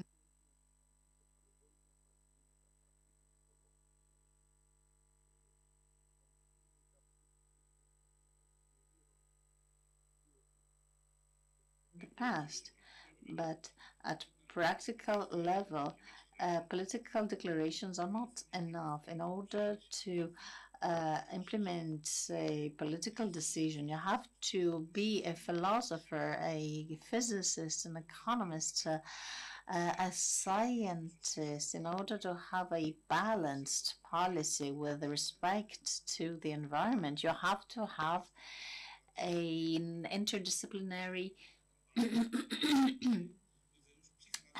collaboration. And who produces policy? Economists do, but economists cannot possibly understand some points.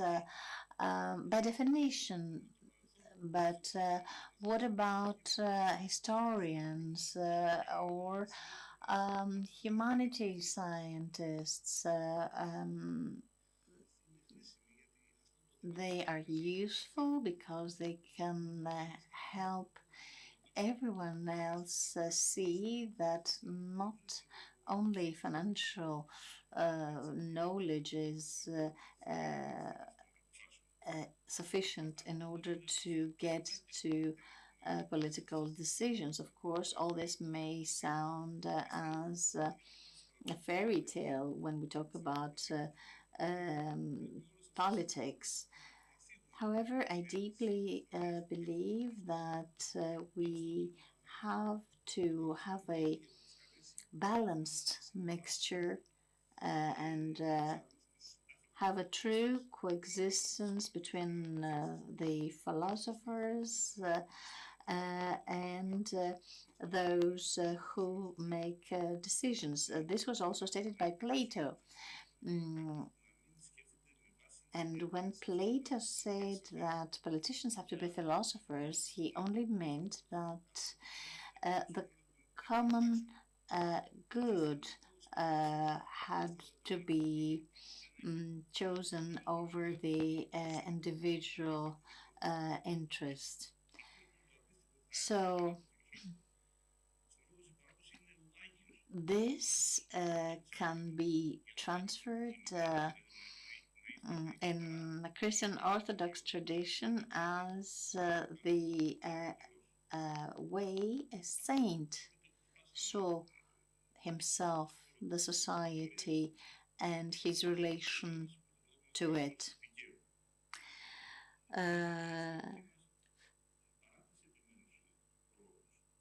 Making a more a further generalization, we could suggest the rule of law and raising awareness and asking everyone to respect the environment, water, and all these fight against inequalities should be a priority. As I was listening to the previous speaker about Egypt, let's not forget it's a country that has always lived because of the Nile, and it continues to do so, and it does have problems with its neighbors due to the use of its water resources. So problems are always opportune, and their dimensions were similar also in the antiquity. Many times mythological and other interpretations were to the burden of science.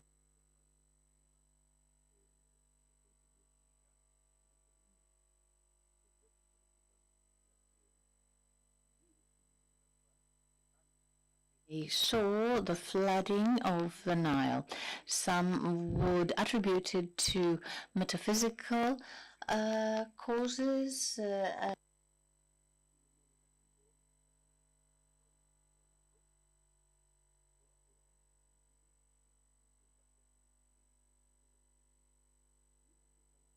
Against a deep crisis where we're looking for new models, and the notion of civilization, of culture, is making a comeback.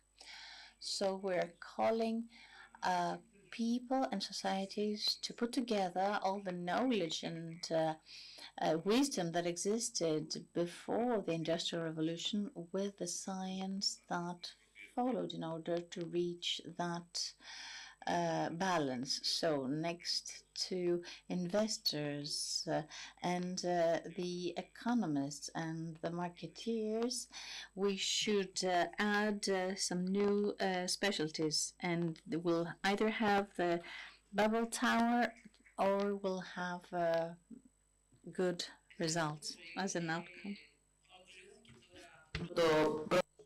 Thank you very much. This is the end of the first session. We're about an hour behind, so therefore I would like to ask the next speakers to come in. Είναι η κυρία Σταματούδη, η κυρία Τζατζά και ο κύριος Μπαλωμάνος. It will be Mr. Matudi, Balomenos, Jachakos, Mr. Tamara Lotzer, as well as Mr. Theophanis Koutsidis.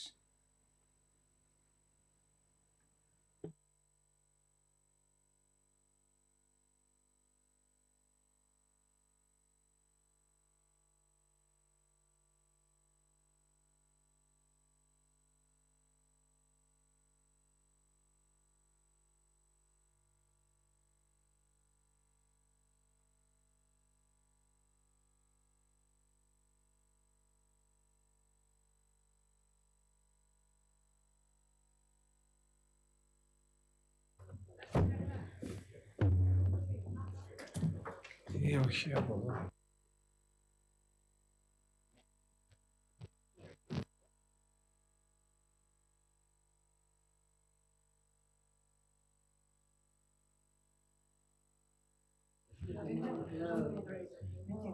Έλα.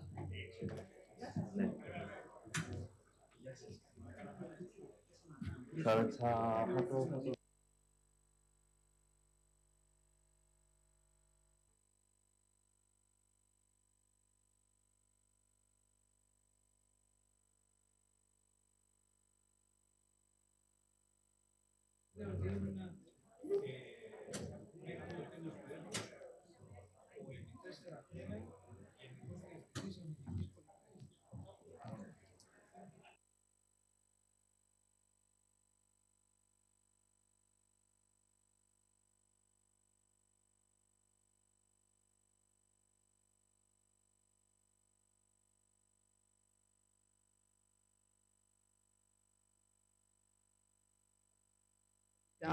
The Zoom guy was on my thing. Μετά το... Okay.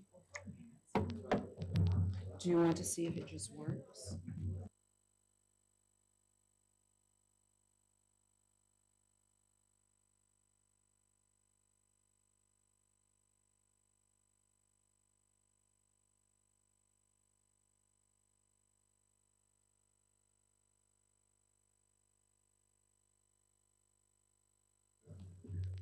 Έχουμε pointer εδώ πέρα. Α, ωραία. Από πού, από εδώ βλέπουμε. Από εδώ βλέπετε. Και γίνεται και ταυτόχρονα προβολή επάνω στον projector.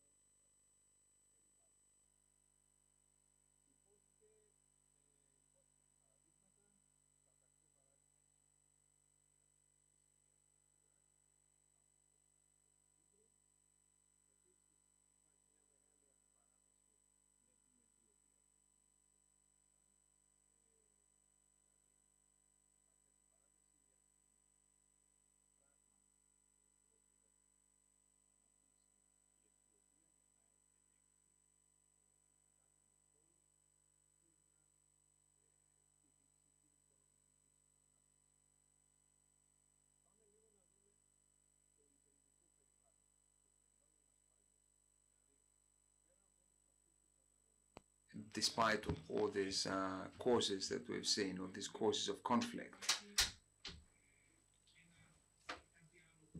there's also something which is a lot more complex in this security environment that we need to take into account.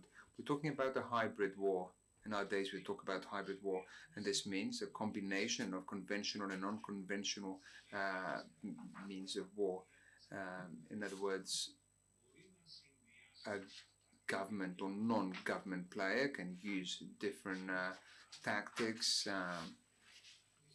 They can use kind of local sabotage, cyber attacks, diplomacy, and information and info war in order to achieve its goals, a political goal.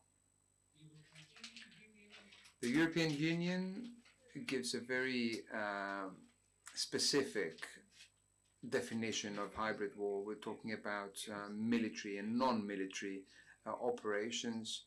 So therefore we're using military and non-military methods, which can be either information, intelligence operations, or it can be cyber operations, in order to undermine and destabilize the enemy. We also see the use of disruptive methods, including disruption of the energy supply. Also, the attack use guerrilla teams, hiding behind a humanitarian intervention. We also have some campaigns of kind of fake news that can affect the political narrative, but we also have the political influence and the domination of a country in order to support a particular strategy. The goal of all this is to undermine and destabilize the opponent, its dominance in a physical and psychological battlefield through controlling the information and the media, and also the influence in order to destabilize and reduce the support of a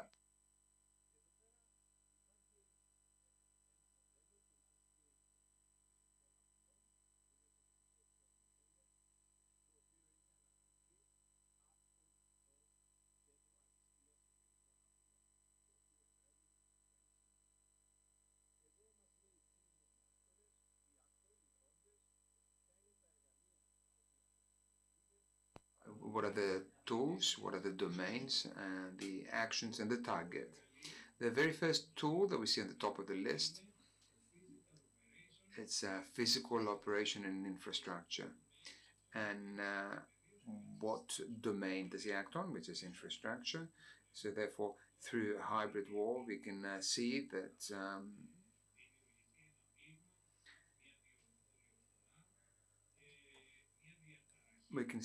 that the disruption in critical infrastructures of our opponent. In this particular case, in our case, what we're interested in is water infrastructure, the critical.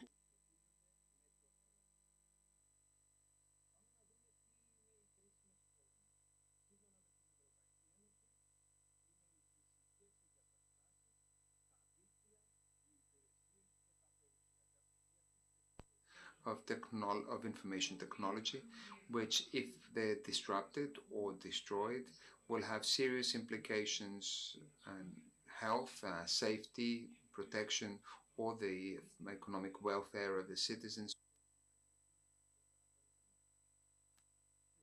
Τους υδάτινους πόρους σχετίζονται με τα φράγματα, την αποθήκη. Related to dams and storage and treatment networks and supply chains which support the sufficient availability, the quality, and the supply of this resource to the consumers. You can see here a table with all the different critical infrastructures.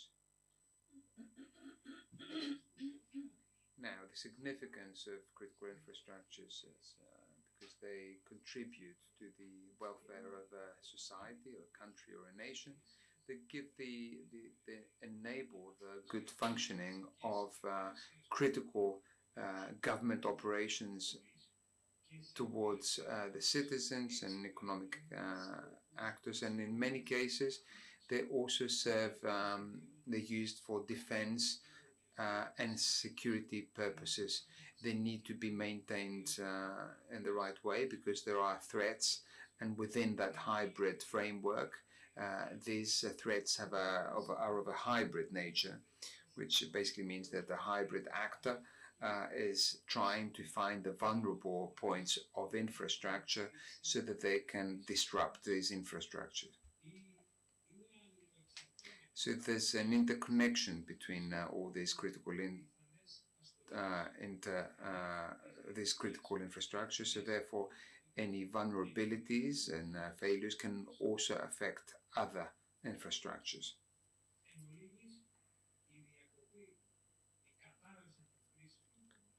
The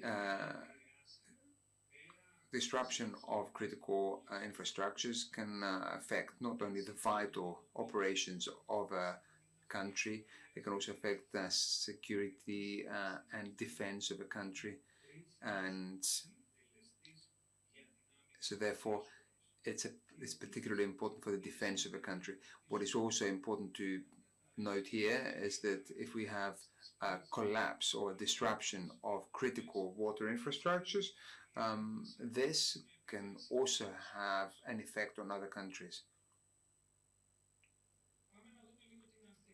Let us now look at resilience. We talked about the significance of water. We understood the causes of conflict related to water. And we described the hybrid environment. We talked about critical infrastructures. But what's critical here is how we can make these resilient. NATO says that resilience is the ability of a society to resist and recover easily and swiftly from pressures, combining political, economic, commercial, and military factors.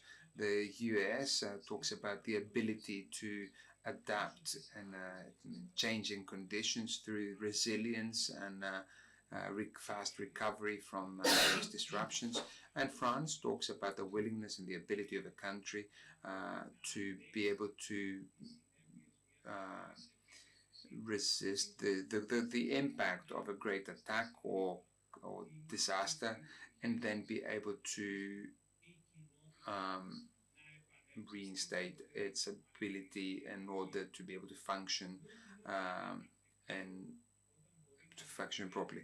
A community is resilient when it can recognize its risks and its threats, when it can when it can deal with social pressures, when they can predict and mitigate the social shock from the various disasters and extreme phenomena, to be able to adapt to the changing conditions of an extreme phenomena or crisis, and to recover fast in periods of extreme conditions and crisis, and go back to its previous condition. The idea of resilience can be understood three different concepts. One of them is resistance. We're talking about a system that is able to continue to function in case of a disruption or imbalance of its system without significant changes of the system. Recovery, which is the ability to recover its basic functions, and adaptability, to be able to react and adapt to the changes that are happening in its immediate environment, but also learn from its own experience. Achieving resilience is a continuing and a developing process. In order to implement this, we require the development of a resilience plan, which will identify the pressures of the community, the long-term goals, the levels of risk and shock, but as well as the kind of weak points of the society. Then that affects the long-term goals and achieves the welfare of the community. You can see here a schematic overview of what a community needs to have in order to be resilient. Here, showing you the different actions that have been undertaken by NATO in order to meet its needs for security and defense and strengthen the collective resilience of its members. There are 7 baselines identified by NATO. These are the factors that, according to NATO, are important, so that in the case of a particular military operation, they can have the right level of continuity of its operation so that its operations are not disrupted. So therefore, NATO is talking about resilient governance. They need to have continuation in its operations, in the operations of a government, with a good functioning of its critical infrastructures. They need to have energy sufficiency.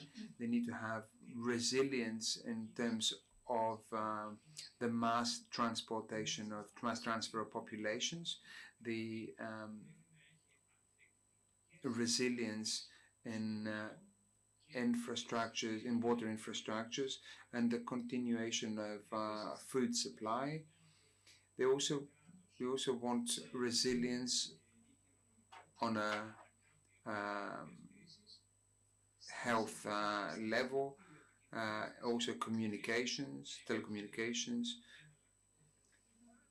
with the existence of alternative telecommunications without having a total collapse of telecommunication systems, and also safeguarding the transfer of materials and people. This is a comprehensive model that as an integrated model of resilience management. I'm not able to go into a lot of detail. There's a lot of military information here. I'm just giving you just an idea of the overall approach. On a political level, is what the European Union describes as a holistic model. Here we talk about a comprehensive model on a defense and security level. Let us now look at how we do this. We talked about the significance of resilience. We talked about why it is needed, why we need to have it. Let us now look at the methodology. The first thing that we need is a SWOT analysis by looking at what are the threats and the opportunities and the strengths. Look at the pressures that we have. Look at the kind of weak and strong, the strengths and the weaknesses. Then we identify and we evaluate the threats, the risks, and the vulnerabilities of our communities and our infrastructures in this case. The third one is the development of an action plan for resilience. Then we implement this action plan, and then we further evaluate this. Let us now look at a framework for the protection of critical water infrastructures. We're talking about 3 levels: the physical, the digital, and the human. We set specific security goals. We identify the various functions and operations that we need to protect. We evaluate the risks, the impact, the threats, and the vulnerabilities. We prioritize energy, and we implement preventive programs, and then we measure the efficiency of this mechanism. Now, the security plan for water resources, such a plan needs to describe exactly what the risks are, as well as any preventive measures that need to be taken in order to stop possible contamination. The first step is to describe the water resources network, and then to define the risks, then to define the different measures, then implement those measures, then monitor and maintain those infrastructures. And then the final stage is to evaluate and look at the weaknesses and adapt accordingly.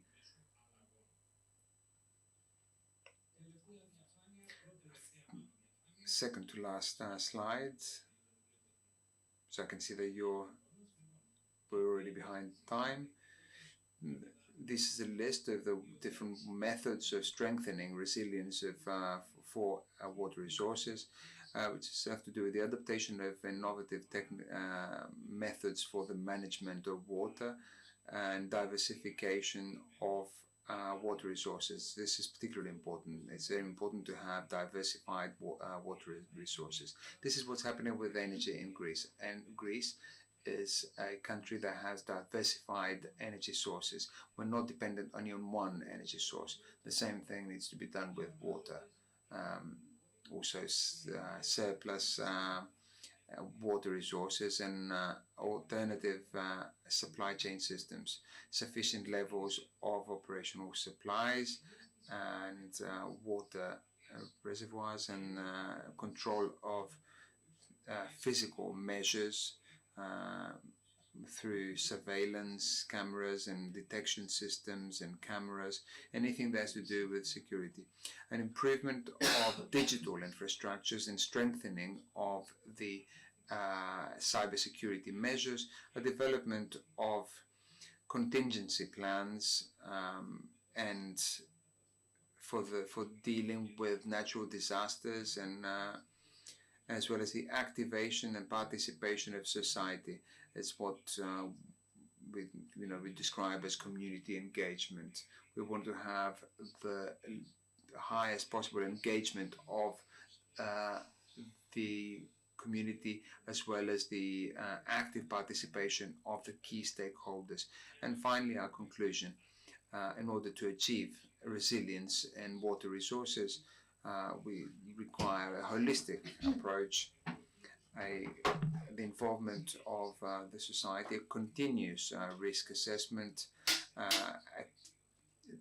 the development of skills and training, and digital transformation. Thank you very much for your attention.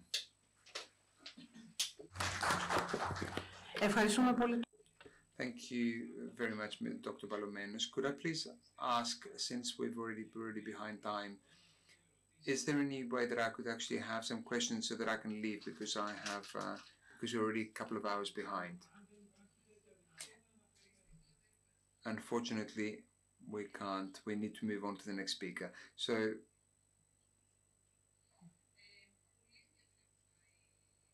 a very interesting presentation, essentially, is what we see in the additional protocols of the Geneva Convention from 1949 on humanitarian law. Mr. Ballomenos expressed this in a very good way, and he went even a little bit further, talking about resilience and explain. He's a journalist, and he's the president of Think Club IANOS. He's going to talk about the sufficiency of drinking water and its geostrategic significance. I'm just going to say that I have prepared a text, but to save some time, I'm going to go off script, and so that we just allow more time for questions.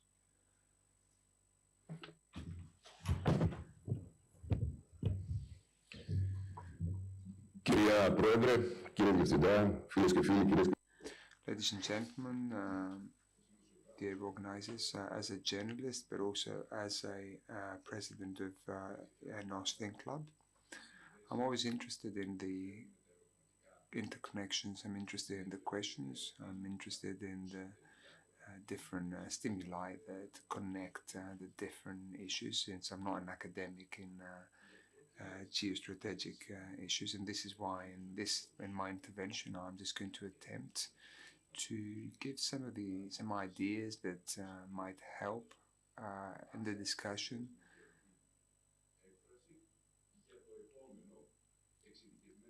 But by basically linking my speech with the next panel, which is a panel of experts.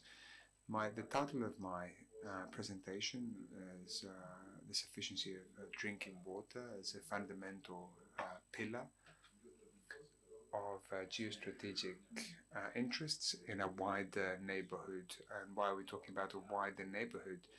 Because despite the fact that other parts of the world are facing similar problems and geostrategic interests around water, in our neighborhood, in Southeast Europe and Southeast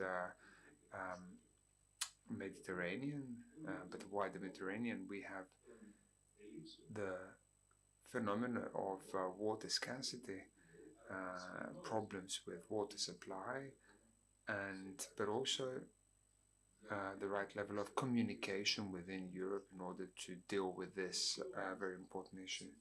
However, why are we talking about interests? Because if we're talking about geostrategic interests, as it's going to be explained by the various professors later, they very much relate to plans and goals and the dominance of a country that is based on raw materials and water. But why is drinking water is a fundamental factor in this, of these geostrategic interests? Because I think that no matter what happens in the world from ancient times until today, whatever tools that humans may have used, whether there was the wheel or iron or minerals or oil or modern technologies today, they all have a common denominator, which is the human, the individual and collective survival, whether that's the survival of a tribe or of a nation or of a country. And allow me, before I move forward, to some cases where geostrategic interests are very much connected to drinking water. Allow me to give you some thoughts about, and my certainty, I would say, that behind the secondary causes that lead to geostrategic interests, there's some primary factors that relate to water. Because, yes, of course, climate change is secondary, but at the same time it's primary. But beyond that, there are also causes. For example, the over-irrigation, the different needs, the different agricultural needs in different parts of the world. Of course, there is a high need for drinking water in urban communities, but also for the production of energy, whether that's through. So it's very important that to understand that while all these are causes, behind them there are some other kind of more primary causes, we'd say. Climate change, as I said, is both a primary and a secondary cause. But what is the factor that is, if you like, is the root of all the other secondary causes? I personally think that it's the mass urbanization of a huge population on the planet in countries like India or China or Indonesia or Nigeria, and others, of course, which not through overpopulation or necessarily the kind of mass transformation of rural population to urban populations, but the speed in which this is happening. And this is because we're talking about something unprecedented here. Because when we talk about urbanization that's moving very fast, then this overpopulation that has to do, of course, is very much linked to poverty and families with many children and all that. we cannot have an organized urbanization of this overpopulation. Therefore, we have tens of millions of people who move to urban societies that then face problems in the use of water. And I'm not talking about only drinking water. I'm talking about the way the whole life is affected through this process of urbanization. But even beyond this, we would like to say that the primary cause is something else as well. It has to do with our attitude and the approach that humans take, and it relates with the lack of the right technology for monitoring the situation, but also the monitoring of urbanization. But there's something else which I'd say it's a bit more vicious, and a bit with the fact that there's this lack of transparency, either because many countries do not have the right level of transparency when it comes to water management, especially in relation to neighboring countries, but also because sometimes some countries they have other interests, and what do? They produce, they kind of undermine transparency deliberately, and this is exactly where the problem is. So you must understand why there are interests, and more acute interests, geostrategic interests, around countries and around neighboring countries. I would say that the biggest reason is that in many cases there's a very selfish approach where countries care about themselves and not about the neighbors, which is a very selfish way of looking at it, but it's more realistic, and we do see it happening. There is another way of targeting and instrumentalizing water as a weapon, and this is something that we've seen from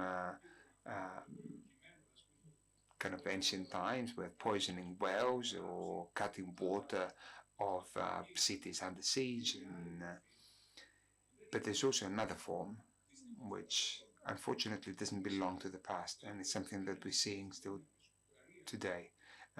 And we only have to look at Ukraine, or what's happening in the Middle East or the Near East, where water is being used as a weapon.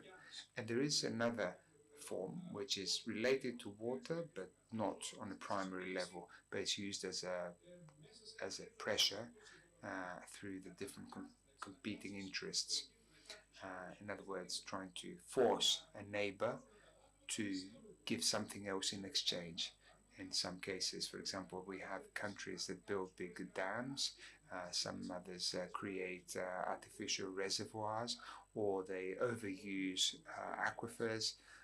So when there is a cross-border aquifer that doesn't belong only to one country, we have countries that have underwater pipes, and we don't have to go that far. We can just look at the example of Cyprus. So within that context, with all these different forms, we need to see how geostrategic interests can be served without causing any conflicts. First and foremost is to deal with the primary causes, but of course it's a long-term thing. Well, dealing with climate change, of course, but dealing with climate change through managing urbanization, or through the support of overpopulated countries, so that these populations do not move to urban areas as the kind of last resort. And through this methodology, we need to look at the kind of direct, immediate, and short-term issues. In other words, dealing with the short-term causes. We're talking about a technological deficit, for example, then yes, we should try, with the help of UNESCO, and not only, try to support new technologies and artificial intelligence for the prevention and management of natural disasters. And another way, which I would say is also a core by different countries of the Mediterranean is to deal with the lack of transparency. Deal with the lack of transparency with the use of the best practices, just like it's been done in the Balkans with the River Timor or Sava, and maybe because those Balkan countries, they're just sick of being at war, and maybe that's why they had to see this kind of level of collaboration. But there are also some challenges that relate to Europe. For example, what's going to happen if northern Italy, for example, that has a huge problem of water sufficiency, and I think internationalists are already aware of it. There are some issues that have to do with how they look at themselves without looking at the kind of broader kind of benefit of all the neighboring countries and the neighboring areas. Something very similar is happening with water management all over Europe, and I think if we're not careful, we can see unprecedented situations which are completely out of control. Finally, I'd just like to draw your attention to two very important challenges that we have that we're facing. One of them has to do with elections. In a few days in Europe, we're going to have European elections that are going to affect things like climate change, energy security, but also issues of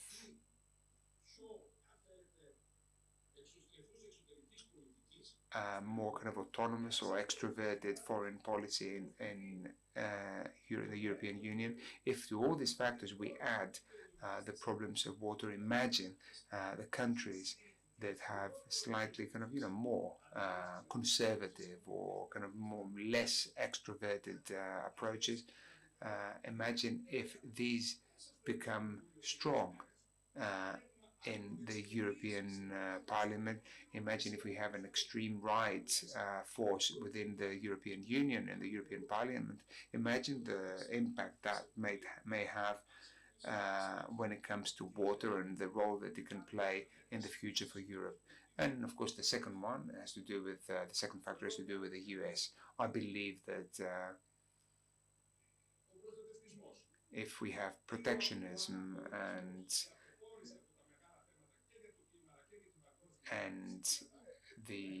if in November we see certain outcomes, then we're going to be facing things that we're not ready to deal with. And this is why I'm kind of calling through this forum in the spirit of communication and cooperation to understand, for everyone to understand what options we have.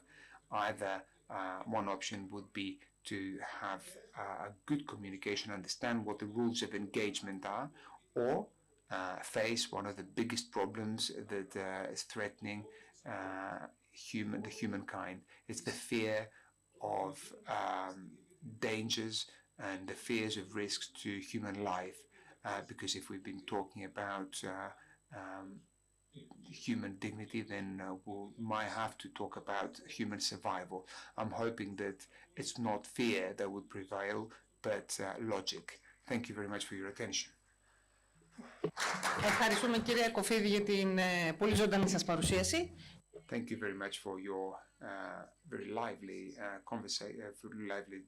presentation, and we're open for questions.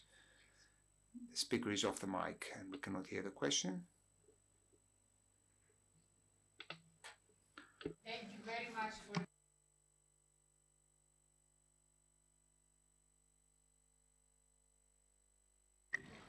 Now it's on. It's on. Okay. Thank you very much for your talk, for your presentation, dear Rita. I was thinking how much well prepared are the countries, the European countries, or for their environmental or water utilities and infrastructure. And I'm asking about, because last year the dam Chachova in Ukraine.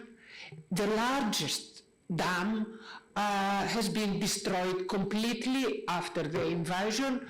So, and I'm thinking that you cannot do it in 1 hour or even in 1 day. You need days, you need time to make this destroy. So, do we have any security plans common? Do you know about this? So what I can speak to is that, again, I'm American, yeah.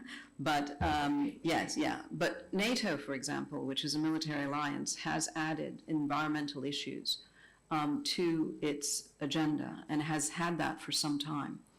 They also help and react to humanitarian catastrophes as well. So it is considered one of the issues, one of the pillars that's seen as a real security threat, because it is. It's not just an option. So it was a big and a welcome surprise when that was added, but that was some years ago. So what is done, and we don't have enough time to go into all of this, but there's a lot that's done with crisis management, cooperation. There's a lot that's done with exercises. I've engaged in a lot of different kinds of exercises in partnerships with different countries. We have our National Guard that works with National Guards of every state in the United States has a sister or partner state in Europe. And so they work on different levels, either military to military or cyber. And those are the kinds of things that are exercised. There are also exercises like Trident Juncture and others that incorporate, they change every year what the focus is, but they do incorporate these kinds of scenarios. There's a lot of red teaming, so that basically means you're looking at black swan events, the impossible events, the outliers that you don't know, because if you don't start thinking about it, it's not the moment to think about it when it happens. The problem with those black swan events, though, which you mentioned, is that if you're sitting in a room like this or larger over 3 days, and it's everyone you know, and it's a set, kind of exercise, it's very different than a real world environment, and they do their best to make it real. There's something called Mowgli. I have it on my slides. You can see it. That's been a new way to engage people. It's also by Naval Postgraduate School. It's a multiplayer online war game leveraging the internet. You can Google it. You can see some of they have classified, unclassified. You can see like one on Somali pirates who were able to bring down, these big vessels out in the sea. You can see all kinds of other things, including things that have to do with the environment. And what that includes is people who are all over the world and who are at different levels. And instead of it being 3 days in a locked room or a week for an exercise, it can take place over a month, it can take place over months, and therefore it's more realistic.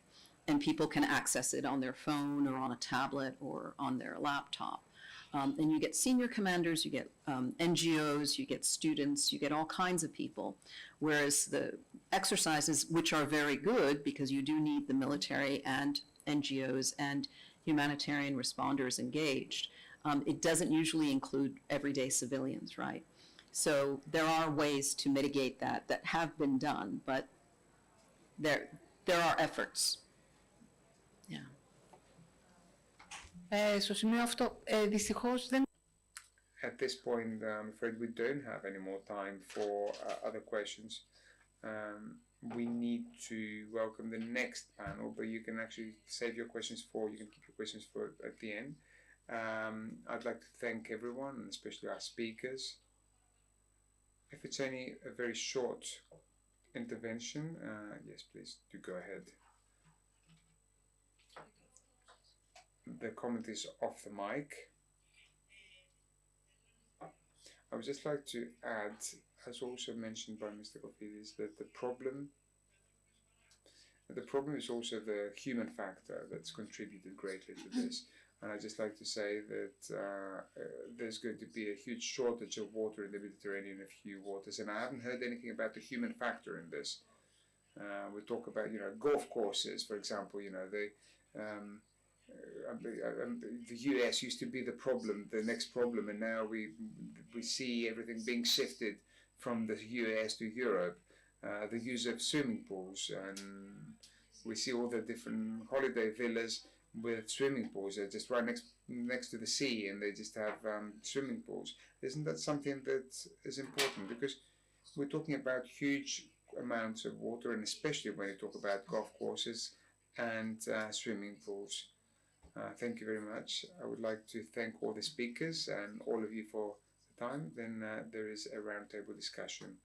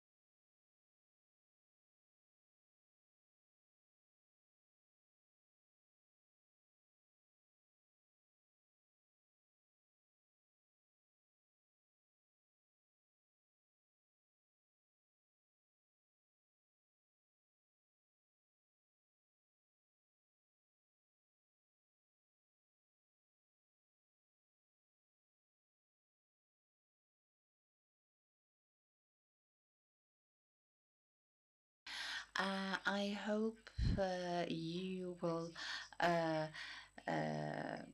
enjoy yourself. We have lost one speaker due to delay, and we'll be talking about the strategic importance of water. We have a panel of distinguished speakers. We shall start with Mr. Angelos Sirigos, who's professor at Pantheon University and Athens constituency member of parliament. Before I give him the floor, I would like to tell you that we shall have all speakers' interventions, and finally, in the end, because we're already lagging very much behind in time, we'll get a few questions. I was scheduled to ask a few questions, but instead I'll give you the floor to ask any questions you would like to. Mr. Sirigos, Ms. Stamatoudi, thank you very much. 6 minutes, okay. International basins, catchment areas. That's an area where the main river crosses more than one countries. In Europe, we have more than 70 drainage basins. All of them are in northern Greece, and with the exception of Aos. Is it some microphone that is switched on, still switched on? Now, all of them, Aos River, all these flows are directed downwards. There is a difference between the states of upward or downwards flow. The downwards flows states have the advantage of being able to control water much more than the other way around. They can carry out works against the flood or retain waters with dams and reduce the quantity of water that goes downstream. The most serious problem now is pollution of rivers, with the first most polluted river being Evros River, followed by Axios. Evros River has the particularity that it is not just a downstream exclusive river.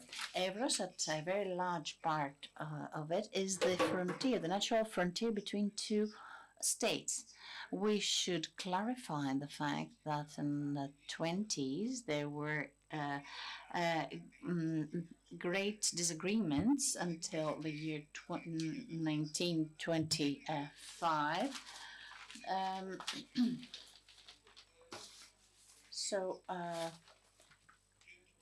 this is when it was delineated.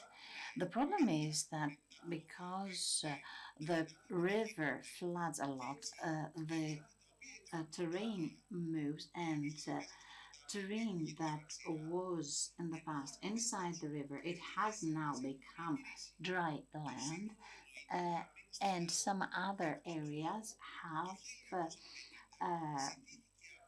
become part of the river. An American company named Harta was asked to make some cuts in the river in order to facilitate its flow.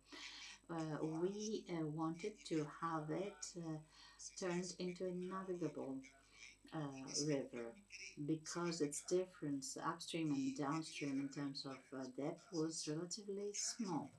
The company did submit its suggestions, and fortunately, for political reasons, the study was not concluded because exposed, it was ascertained that wherever there were cuts, there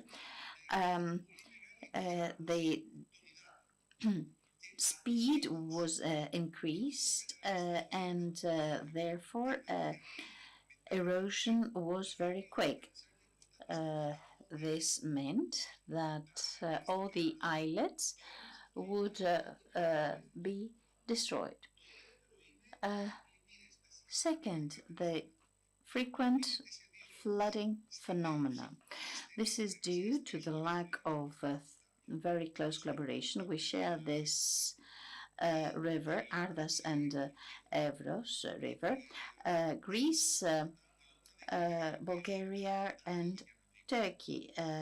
Bulgaria receives lots of water, and it opens up dams, and whenever there is a lot of rainfall, it opens them up in order to go away.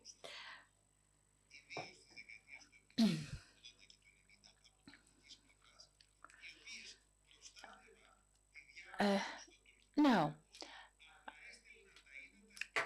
in the past, there was they started to have a better collaboration between the countries, in particular below Adrianopolis. The next problem that we shall come across in future is retention of the river water. That is to say, the delta there will have much less water retained.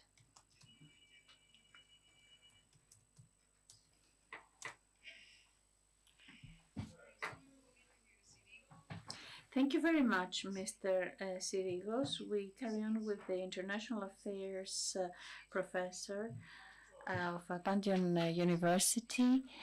He will be talking to us about the geopolitics of water scarcity. Mr. Ifandis, you have the floor. Thank you very much. I have to talk slowly, but let me also respect the 6 minutes limit that you have set. Of course, in order for the average citizen to understand how important it is to have and manage water, is clear. We needn't organize a special event about it. The key word is not geopolitics, but lack of water. If we had abundant water resources, there would be no problem. The problem is that the way we manage them has led to insufficiency, lack thereof, and this can be a reason for conflict and many times war. I will be bringing examples very shortly, and I will leave whatever theoretical I had in mind making reference to. 16th January 1923, the Chinese Ministry of Water Resources announced that it had started and will continue to invest over $140 billion annually. This is an increase of 44%. And this figure shows that China is not a model country, but the fact that the problem it faces is not only huge, but also an urgent one. Pakistan, in order to stay within this region, and you will soon understand why this area is so important, is putting pressure on China, which is a basic ally in Southeastern Asia, so that water resources management at continental level be a priority for China, because otherwise 2025 Pakistan will be a country that will have lack of water. Iran, around the same neighborhood, almost close to its frontier, 250 towns and cities and towns suffer from extreme water scarcity, whereas levels of water at dams have reached the lowest level ever. Coming back to China, the plants in southwest China in summer 2022 stopped their operations after many rivers, in particular Yangtze, at many points went dry. In the region of Sichuan, those of you who love Chinese food, it's very spicy, and you know. The situation is a nightmare since electric power that is used in the area is by 80% produced by hydroelectric power plants. In Pakistan, the river is the source for 17 gigawatts. And it feeds the basin of Hindu River, where the 80% of agricultural production is produced. In Iran, the regime aimed since 1977 self-sufficiency in food production, and has almost exhausted its aquifer, because in order to achieve an overall self-sufficiency in food, because they didn't want to have any imports, water drilling went out of control. And in many places, the aquifer does not manage to replenish anymore. It has been exhausted because the aquifer needs time in order to replenish itself. Now, of course, these events may not sound very new, despite the fact that they come from the very recent past. However, what's important to remember is the geographical interconnection that causes concern and is at the same time a wake-up call.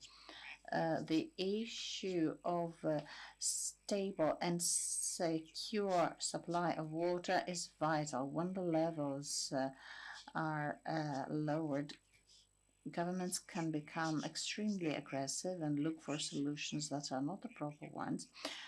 But for political reasons, they have to deal with their shortage. Disagreements for water resources have always ended up to violent conflicts. Egypt and Ethiopia is the most iconic case. Let's not also forget Ukraine and Russia, where in the Dnieper area there was an attack at the hydroelectrical plant in order to bring this crucial infrastructure down to its knees. Water can be a weapon and a victim of human aggression. China, Pakistan, and all these countries in Asia, where the overall population with the former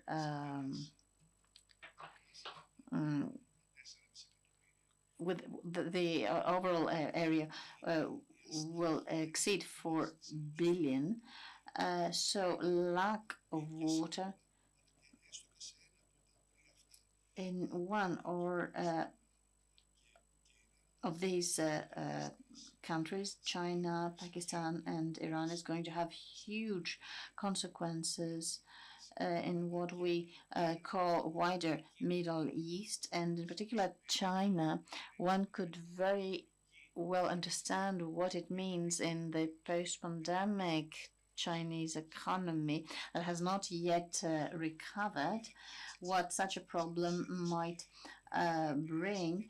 And let's not forget that supply chains will be largely affected, and this is a problem that has to be resolved.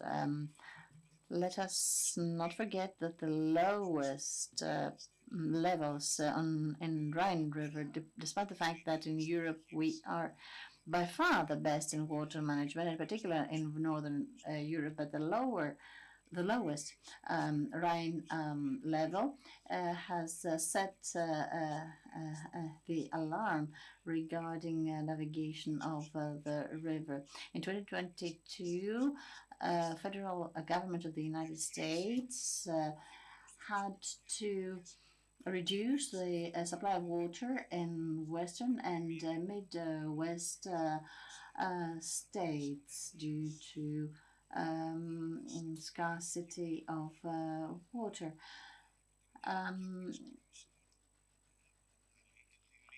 These are dilemmas that mainly have political consequences through all the problems that they may bring about. Thank you very much. I imagine that there are also huge financial implications, because if we think that, for example, France recycles about 1% of used water, while Israel 80%.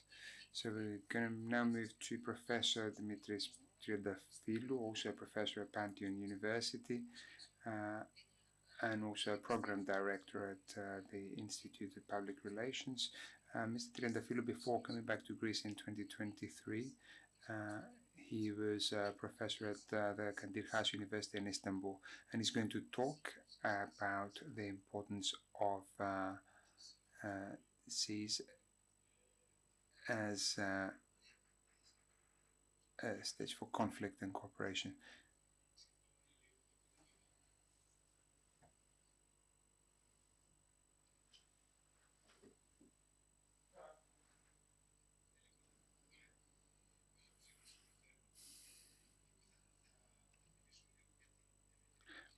I'm going to talk about the kind of wider area of the Mediterranean.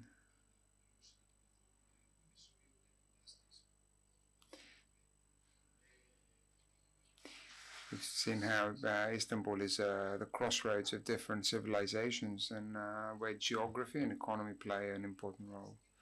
And some of the issues that we discuss here today, whether we're talking about trade or the exchange of ideas or immigration, the different views, the different spatial views in modern times, the different cultures, religions, and recently energy. These are all issues that have always concerned us historically. If we look at the island of Delos, for example, this is the birthplace of Artemis and Apollo, but at the same time, some of the most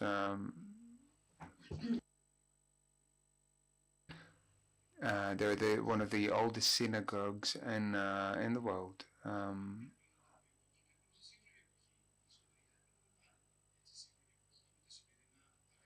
So therefore, we see the history repeating itself, with countries trying to control the borders through different rules, through the law of the sea and the international law, trying not only to protect their interests, but also to promote cooperation and just find the common challenges and opportunities.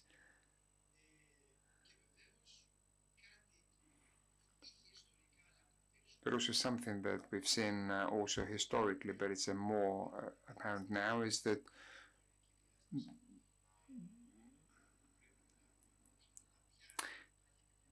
there's a global dimension that needs to be taken into account, and not just a regional one, due to globalization and its commercial impact, but also the trade of ideas, which is very much interconnected.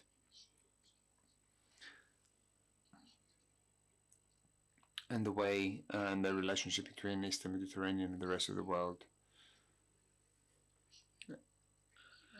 And this is where I'm kind of raising this question of how we can look at our region differently, because often we, experts in international relations, we often talk about this, what's happening in the wider region and the kind of Greek-Turkish relations, and we're often asked to kind of offer a position without defending our country, but at the same time trying to look at the kind of the general issues which go beyond the kind of national interests. For example, climate change.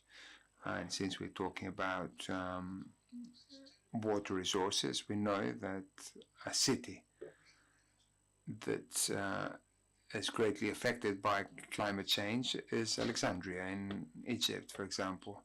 We've seen different studies by the UN that 45% of the population of the city live in areas which are under the sea level, and there is a great threat of floods. And we're talking about the second biggest country that traditionally, historically, has always faced floods because of the Nile.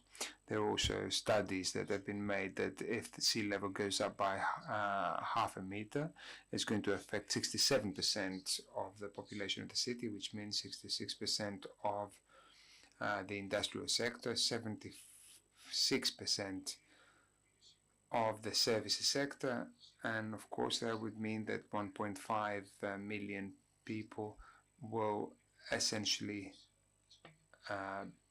become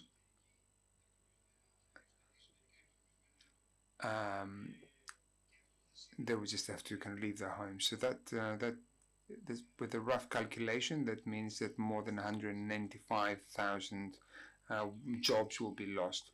The same goes for if the sea level goes up to 1 meter, that's going to affect 76% of the population of the city, 64% of the coast, and so on and so forth.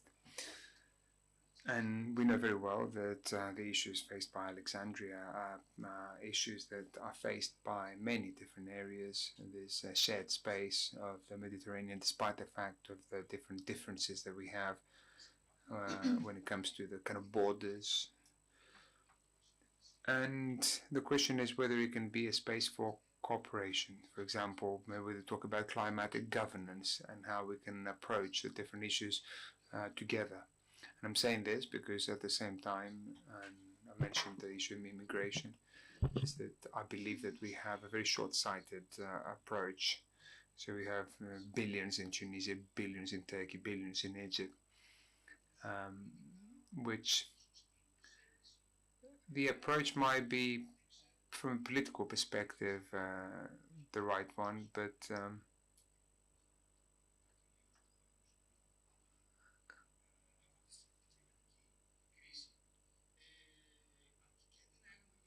and instead of having a more kind of global view of the issues and how we can deal with them jointly, we're focusing more on what's immediately interesting to us and how we can deal with that. Another issue, and I just want to make a more general comment, is that when we talk about this space, whether we're talking about Eastern Mediterranean or Mediterranean in general, this is a space where that's out of the 7 or 8 the maritime choke points, there are 3. One of them is Suez, the other one is Bosporus, and also Gibraltar, the Gibraltar Straits.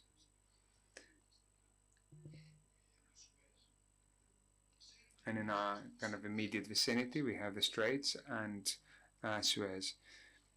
And we know the contribution of these locations to the commercial activity of the wider area, and how they're also interconnected with other areas like the Red Sea and the various issues of piracy, but also the Hormuz Straits in the Persian Gulf. And I'm trying to kind of make a connection between the area with globalization and the link between what's happening in our area, in our neighborhood, with what's happening around the world. And we see a huge competition, for example, between the Belt Road Initiative of the Chinese, the proposal in New Delhi as part of the G20, the Memorandum of Cooperation that about the interconnection between Bombay with the Persian Gulf, Israel, and potentially Greece and possibly other countries that are kind of competing against this corridor. We also have the other corridor promoted by Turkey and other Central Asia countries. But all these commercial routes that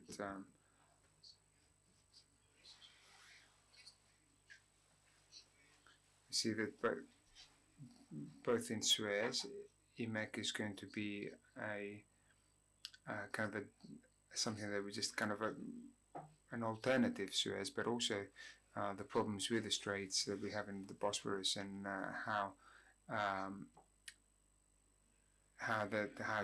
Bosphorus has been circumvented because of the problems in Ukraine. So I'm kind of wondering whether we've been given the opportunity to look at this differently, and because there's a lot of competition, especially when it comes to IMEC. We, Greece, believe that Greece is in the southern corridor from India towards Europe, but also the northern corridor, which is the famous initiative of the 3 Seas, where the Prime Minister often recently talked about the 4 Seas, because Greece is included in this.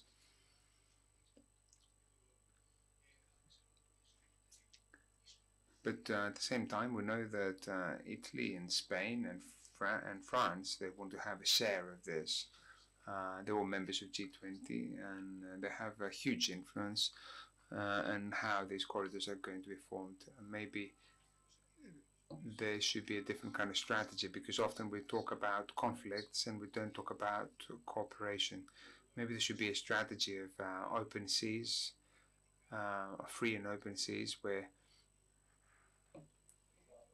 whether we're talking about Indo-Pacific or Central Asia or Middle East or South, Central and Northern Europe, or Eastern, Central and Northern Africa.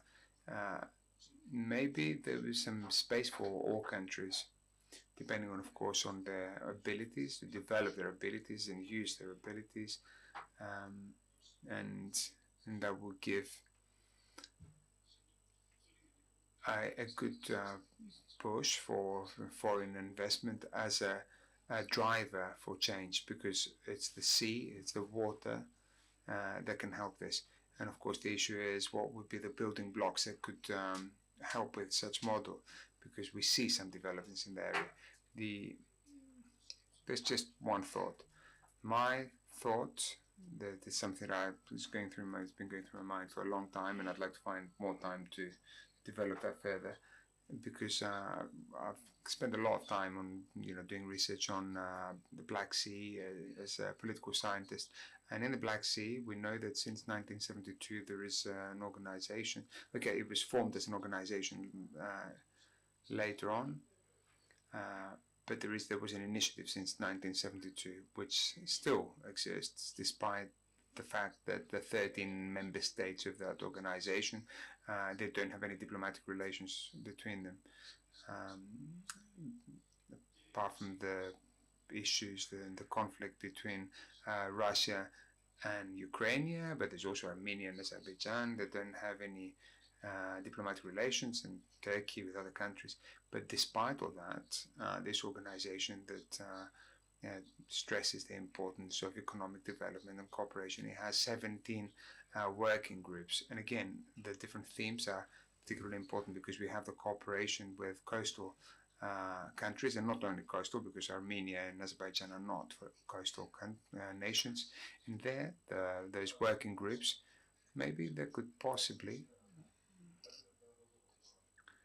and this was an initiative that started between Ankara and Moscow after the end of the Cold War, when they thought that it would be a good time to kind of reconsider and create a cooperation framework in the wider area, guided, of course, by Ankara and Moscow, with the participation of other countries. Maybe this is the right opportunity for Athens and Ankara to have a similar initiative for the area of Eastern Mediterranean. Of course, there are all the kind of well-known problems, but issues that have to do with culture and tourism, things like the combat of organized crime, things that have to do with customs, energy, education, environmental protection. small and medium enterprises, transport, because we're talking about marine transport. Maybe there could something similar could be created with the initiative of Athens and Ankara, which is open for participation by all the other coastal nations, and start looking at how the difficulties, maybe there are difficulties, but at the same time, there is a little bit of room for cooperation. And I think that's why I think the Black Sea is a good example, because there are many issues, but there are still great opportunities for cooperation in matters that concern all of us, so that we can use the geographical area that we live in, the current conditions, which are the challenges that we're facing, and there's increasing all the time, and we can deal with them jointly, either by creating some kind of rules. In the case of energy, that might not be very easy, but in other areas, this could be easier. But I'm just going to stop here. Thank you very much. Ευχαριστούμε πάρα πολύ τον κύριο Τριανταφύλλου, οπότε αφού I'd like to thank Mr. Triantafyllou, and after talking about the importance of the seas as a space of conflict and cooperation, we're just going to go back to the Greek seas and as a point of conflict with Turkey. Mr. Despotopoulos works in international law, and his PhD thesis, and it's exactly that, the points of conflict between Greece and Turkey and the different maritime zones of Greece under the prism of geopolitical analysis. First of all, let me suggest that I'm taking a test again, because I have three distinguished professors, and I feel like I'm under oral examination right now, as it was at university. Now, we'll be talking about rights about water, and maritime zones are perhaps one of the biggest problems of the Aegean in the relations between Greece and Turkey. Water has rights, and let us not forget about territorial shelf and exclusive economic zones. These rights are fervently desired by both us and our neighbors. Development of international law has promoted Greek attitude and has defended our stance. But if we go back in time, I believe that also after the Treaty of Lausanne, the Turks were not thinking about maritime zones. They were only thinking about the mainland, and it's not accidental that they chose Ankara and not Istanbul for their capital. However, as time went by, they did understand that the sea is also a vital space, and this is why they're trying to extend their maritime zones. Or claim much more than what we believe they are entitled to. They have several times become irrational. For instance, we say that the islands do have exclusive economic zones, meaning a right to water, be it about fisheries or environmental protection. And our neighbors answer that no, islands do not have exclusive economic zones. Now, after 1982, the International Court cannot justify their stance, but they put into question even who some islands or islets belong to. For instance, EMEA. And it's not that our neighbors desire to have these islets. They see it as a leverage of extending their maritime zones. They see that this is a method to increase their maritime zones by putting pressure on us. So there is a serious difficulty, and we have a completely different approach, and this different approach also carries away issues that initially may not appear so important. Take a look how the announcement of maritime parks reacted, how Turks reacted about the announcement that we made about maritime parks. And because one reaches the island of Nissos, they thought that we are trying to steal rights from what they consider to be their own territorial self and exclusive economic zone. So it doesn't only have to do with the utilization of some energy resources or whether some fish are going to be caught by Greeks or Turks. It all has to do with political activity in the Aegean. I also believe that we shall have much difficulty bringing forward environmental issues because they stumble upon what Turkey considers as its own zones. I know that we're running behind our schedule. I suggest that we do start the Q&A session. Yes, because Mr. Despotopoulos was very, very short. I will start with the question, first question to him. What are the consequences of what is going on in the Middle East and the relations between Greece and Turkey? We've had some calm times recently. Actually, there were two cycles. First of all, when delineations and of economic zones of the zone of Cyprus was carried out, we had some trouble, and in their effort to utilize them, and Turkey feared it might be left out, and this is why all this tension started in the Mediterranean.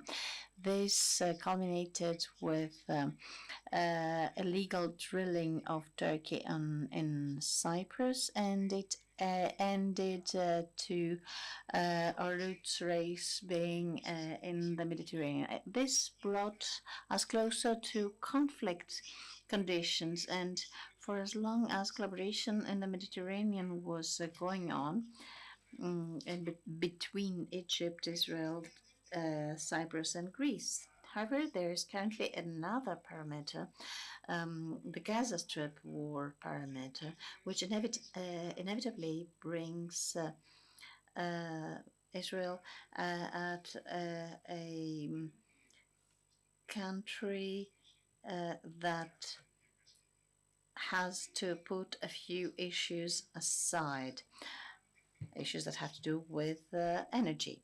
We currently are at a stage where natural gas utilization has been put aside.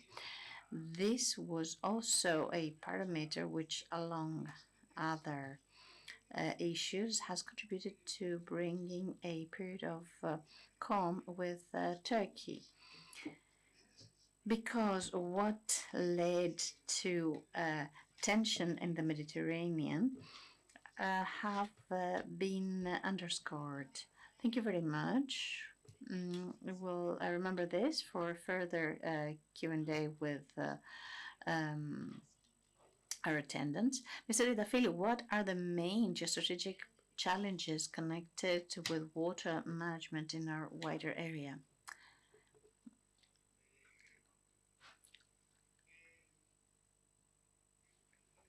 I think that it's a matter of understanding. First of all, for Greece, it has to do with what is going on with the war in Ukraine, meaning that Greece cannot afford to only look at what is going on in its backyard. Russia controls Crimea and the port of Sevastopol, but we also know that it has bases in Syria, which means that the Black Sea is connected to the Mediterranean. So we should not only think of our immediate seas and our frontiers, but we should also go beyond them. And not only pertaining to the Black Sea. Now, the responsibility that Greece has historically had since it was integrated in NATO in 1955 as a southeastern wing of the alliance, along with Turkey. That is to say, taking up responsibilities about all issues that may arise. I believe that we are lagging behind there because we're always paying attention to our immediate neighborhood. But I believe that the same goes for other countries. Talking about Greece and Turkey, Greece has always had this concept, this belief. What I believe is crucial is have a common understanding on these issues and the way to resolve them. And let's not forget that the more crises are, the more are the questions about whether the European institutions can respond to these challenges.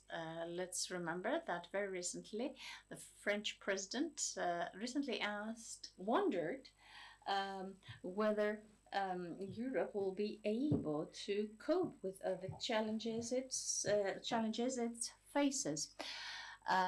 Because believing in Europe and its ideas and its ideology led us put all of our eggs in one single basket, calling it Europe. But the essence of Europe to deal with crisis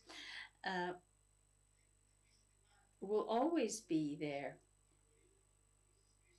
And Europe should be able to respond to this crisis, and we should play a role.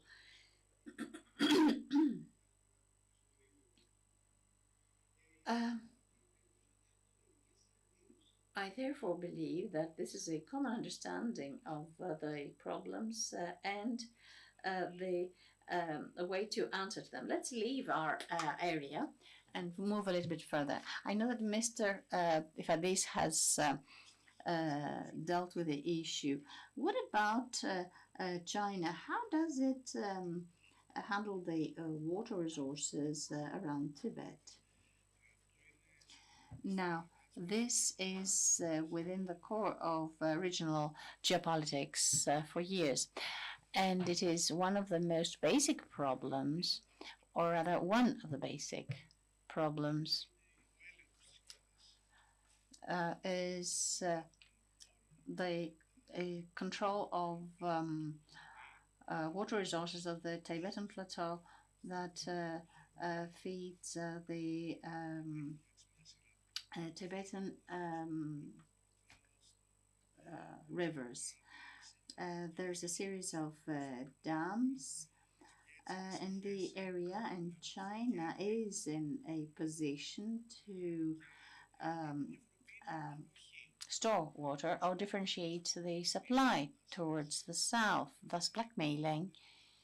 And this is not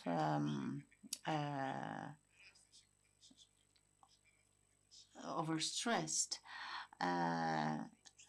It is and has tremendous consequences on the local populations. When we say Tibetan Plateau, we mean what was formerly called Indochina. This is weaponizing of water.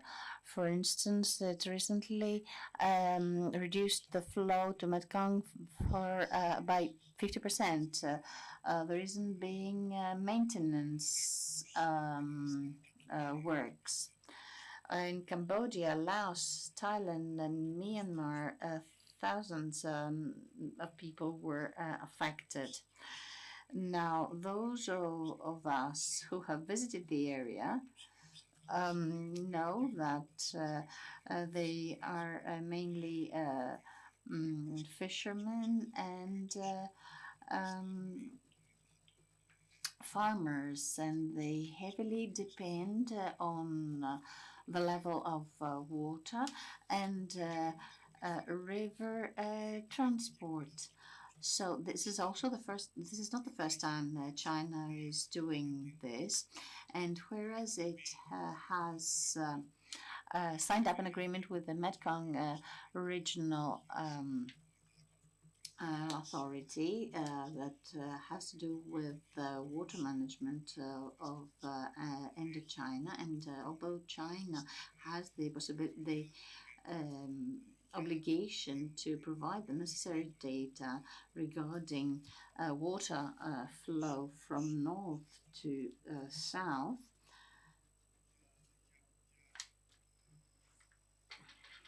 for 2021, a large part of 2021, it did not provide such data. This resulted to an inability to have accurate data. The same happened with Brahmaputra River in India. The Indians could not deal with their flood phenomena, and all this came as a reaction to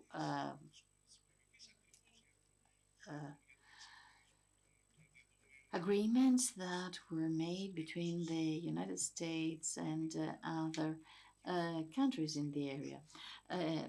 Unfortunately, China is a country that weaponizes water for geopolitical reasons. Thank you very much. I remember that at a trip in China, I'll give you the floor when the last speaker speaks. Sometime before the Olympic Games, we had seen an artificial cataract that would favor the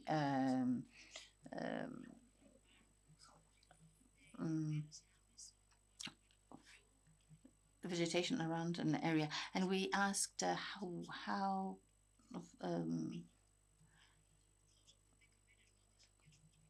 how did this work? Wasn't there a settlement here? The answer was that they were given 10 days to evacuate. And let's get to our own neighborhood. Mr. Sirigos, are there any other problems with inter-frontier water management of Greece apart from Evros River? Thank you very much for your question. In order to answer, I will be referring to Heli. The eel. The eel is is a very mysterious fish. It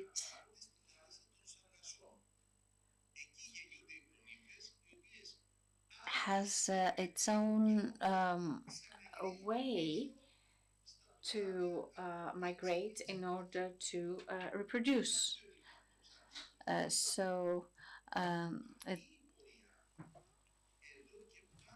Χρόνια σε όλη την Ευρώπη έχει διασπαστεί. Γιατί? Διότι now there are 1.2 kilometers of European rivers, and there are artificial obstacles such as dams or diversions. And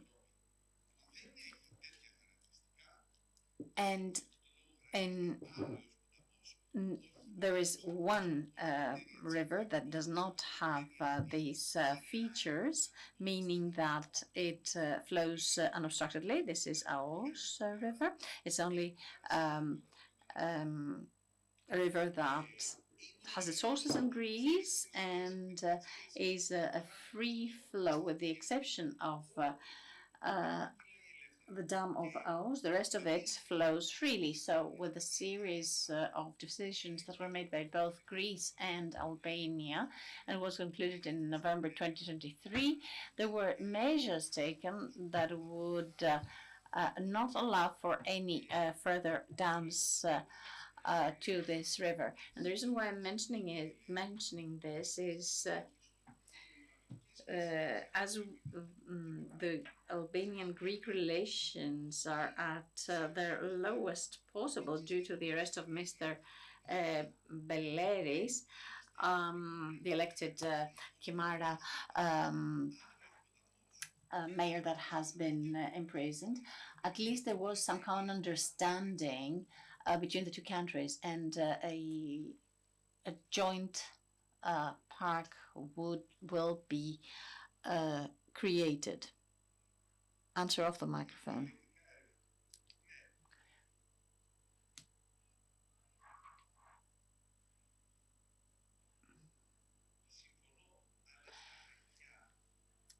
So, in paper, this is truly the case. It is effective. I will not be making any further comments. I think that it is paramount that this first step has been taken, and this first step was taken by the Albanians.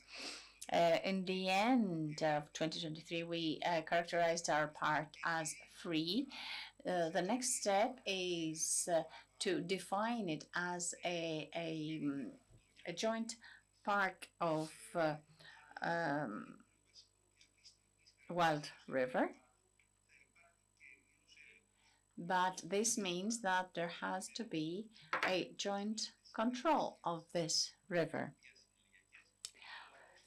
Aous, I think, is a very good case, such case. Could I please add something? What the minister mentioned, and I'm totally in agreement. I would like to remind something. The European Union offers funding so that all member states remove any barriers from what the minister mentioned. Unfortunately, Minister, Greece on a regional level, and I don't know what's happening on a central government level, Greece has not found a single barrier so that they can actually receive funding so that's what they give. They give 20,000 euros for a small barrier, for a small dam. And this is something that cannot be done on a regional level. It cannot be done from a university. It has to be done from a regional authority. If I have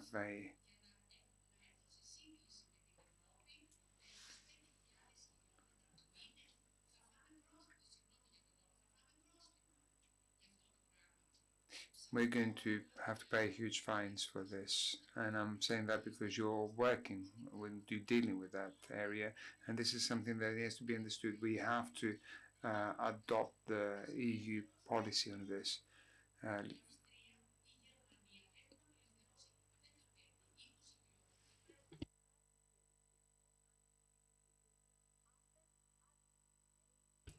There is a whole map that shows what's happening in other countries, for example, in Austria or in Germany, and where they offer 5 kilometers of free flow. They remove dams.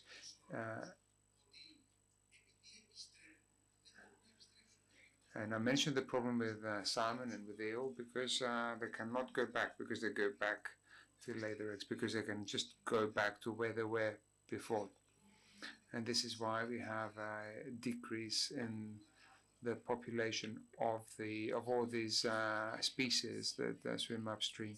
I think there was a question from a gentleman at the back. I have a question. In time, 2009, 2010, we, a group of scientists from Greece, from United States, from France, from Georgia, prepared the pre-project about the drinking water pipeline from Caucasus to Europe through Greece. And after the hard talking with Frau Merkel and others, NATO General Secretary, we finally make the project under the leadership of Greece in time of Prime Minister Papandreou, George. And this was a tough discussion in between him and President of Turkey at that time. You know, it was one line, possible line through the Greece, and Greek people will be a main deliver center, may say hub, in the northern Greece, and Merkel liked to do it through the Bulgaria and Hungary and South Germany, through the Russia and Ukraine at that time. So, and we made the project pipeline, yeah, for the drinking water. It's called the East to West, Eastern Mediterranean countries for Europe, for rest of Europe. So, and I have a question. What is it? Any news? 10 years passed, and nothing happened in this way. Or you have a new plans of that? Yeah, it was a real project with security. Americans, let's say, they took the let's say one of the tasks to make this project secure as a pipelines. Yeah, through the Caucasus to Europe, through the Turkey. Yeah, so but. Is it any news in government? Because of Papandreou even told me that they will be very keen and they will do many things in order to keep the Greek leadership for the drinking water to Europe. And what has happened is the question. 10 years passed, and is any new information or maybe change or maybe is another project about that? This is should be interested in, yeah? Well, let me ask you, were there any funding secured for that project? Do you know? We found the funding from the WEB, World Bank, and Eastern Development Bank, and EBRD. Already it was more or less ready, may I say, yeah. So about 6 billion for first estimation. But you know that it is not my personal work, because I was only president of the group. And they were the specialists, they did it, and you know, it's high-level politicians' work in reality, yeah, on the level of prime ministers. And I only participate with meeting with Merkel and with the General Secretary of NATO. And we and Greek persons 2 times met George Papandreou with that, and he would like, and we transferred to him. Okay. Thank you for this information. This is very useful, but I'm not sure that the members... Nice project, you know, it's a very nice, it was not a project, sorry, it was pre-project, yeah, feasibility study. But I'm not sure that the members of the panel have any information in order to be able to reply to your questions. So I'm afraid we need to go on with the next question. Thank you. Okay. Any other question? Yeah. Ναι, παρακαλώ, προχωρήστε.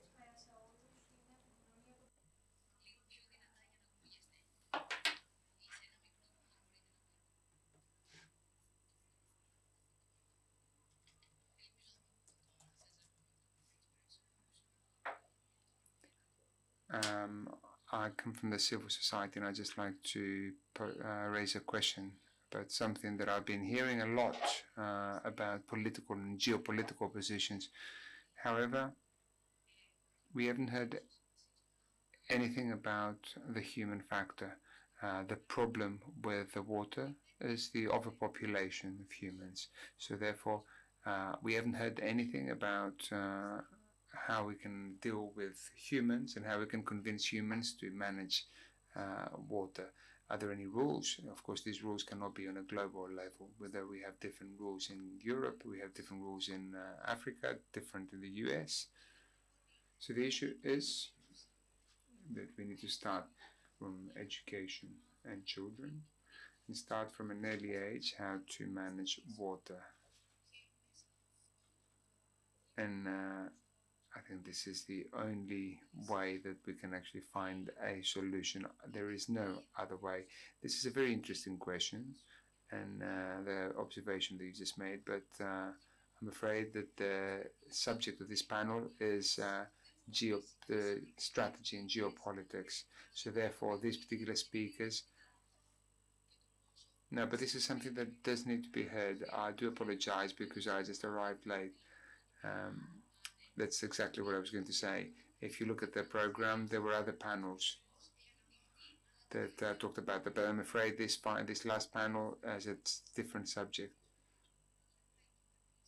So let's, if we talk about Greece, let's hope that governments can start talking about the issue of water management for the islands and for the continental Greece, because we know that during kind of peak tourist seasons, this problem is much higher, and not just on the islands, but also in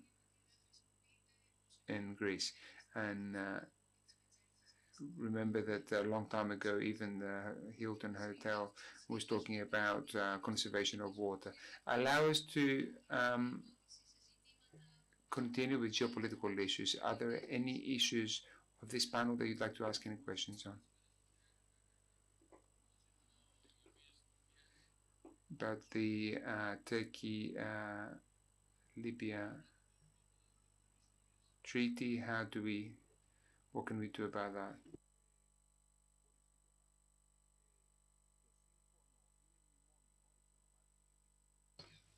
The official name is a memorandum, which goes against international law. However, this is something that, despite the fact that it goes against international law, this is an actual issue. And it's the first time that Turkey, through an international agreement, manages to have its views in our region. The only way that we can move that off the table of negotiations is either if that's one of the two countries terminates that agreement, or if we go to, for example, the International Court of Justice in The Hague, where we can look at the legality of the issue, and let's hope that it's found to be illegal. We might not like it at this point. It might go completely against the international law, but unfortunately it's still on the table of negotiations. I would just like to say two things. First of all, that there's also a problem that it hasn't been ratified by the Libyan parliament, but also, most importantly, Greece. Straight after that, I had a partial kind of definition of borders with Egypt.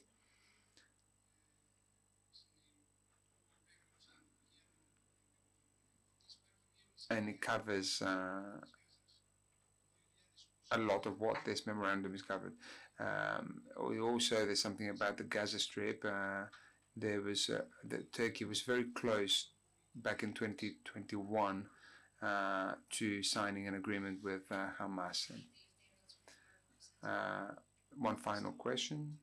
Angeliki Kalia, environmental law lawyer, because recently we heard about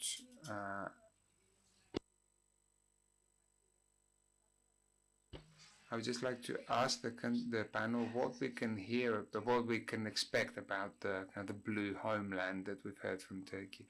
And allow me to say that since I've been following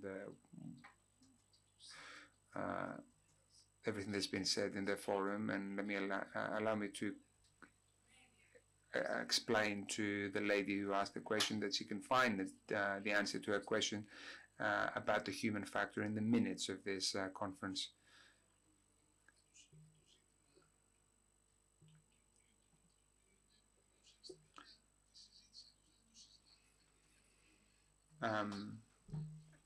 And we're not talking about the human factor. As I said from the beginning, is that the kind of bad management or the instrumentalization of water resources, and I gave several examples, have an impact on human life.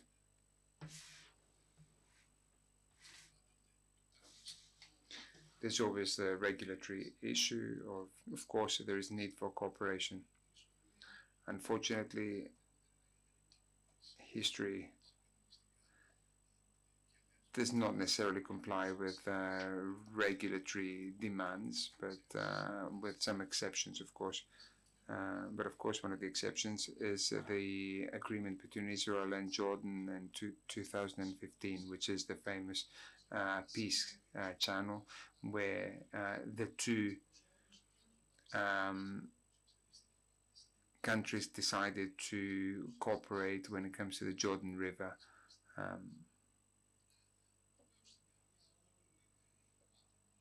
Of course, the human factor is at the heart of everything, and there wouldn't be anything at stake if it wasn't the human at the core of this. And just one final word from Mr. Triantafylou. I think it's obvious that this is something that was going to be done the same way that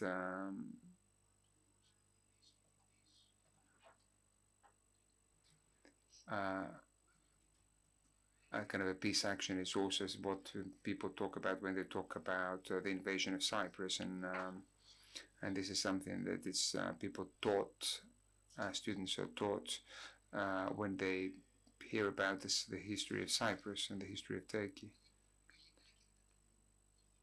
I think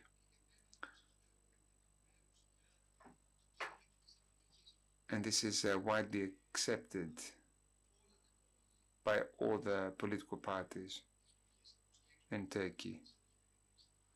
So the opposition party has not expressed a different view on this. But what's interesting, and it doesn't necessarily link to what's happening, to what we're talking about here, but what's happening in Turkey, is that this legislation, and that's where there is an opposition from the kind of secular kind of parties, the fact that they kind of puts a lot of emphasis on religious. And I'm saying that because I saw recently in the news, I saw earlier today in the news, that the new deputy ministers, foreign deputy ministers in Turkey. It's interesting to look at the profiles of these deputy ministers. Two of them are not even career diplomats. One of them is very much linked to the governing party's think tanks. So therefore, there are people who are very much part of this ideology that the leadership of a neighboring country represents, which means that this kind of mild political Islam now forms part of the foreign policy, which is very much linked to the fact that the permanent representative of Turkey in the United Nations, who is also a former MP of the governing party and also an advisor to the former Prime Minister and the current Prime Minister, which is a little bit unusual because we normally get the kind of top diplomats who just go to the UN, but somehow he just, that shows that you have in kind of key positions people that promote this idea of new Turkey, and we need to start looking at what that means. We need to look at what it means in terms of foreign policy, where and how that's linked to the ideology, which is now seems to be going it seems to be a continuation of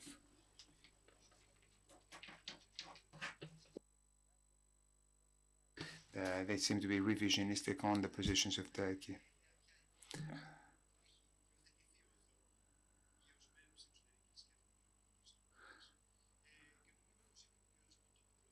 And as Mr. Potopoulos said, Turkey at some point discovered that the sea is also important, and that's why they're making investments. That's all I have to say. Thank you very much. Just very quickly.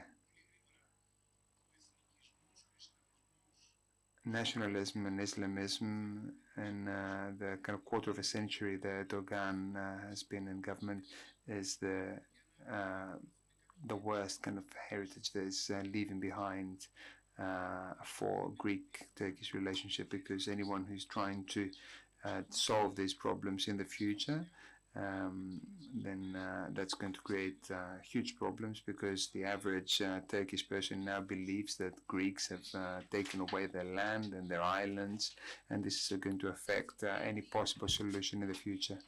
Mr. Triadafilou has asked for the floor.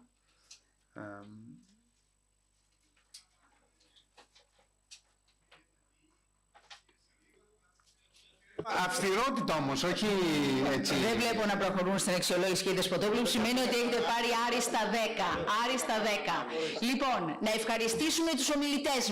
So we would like to thank all the speakers, thank our interpreters. The interpreters would like to thank you too. To thank the organizers and the hosts, and especially everyone who's been with us. And we managed to finish almost on time, just with a 5-minute delay. Thank you very much.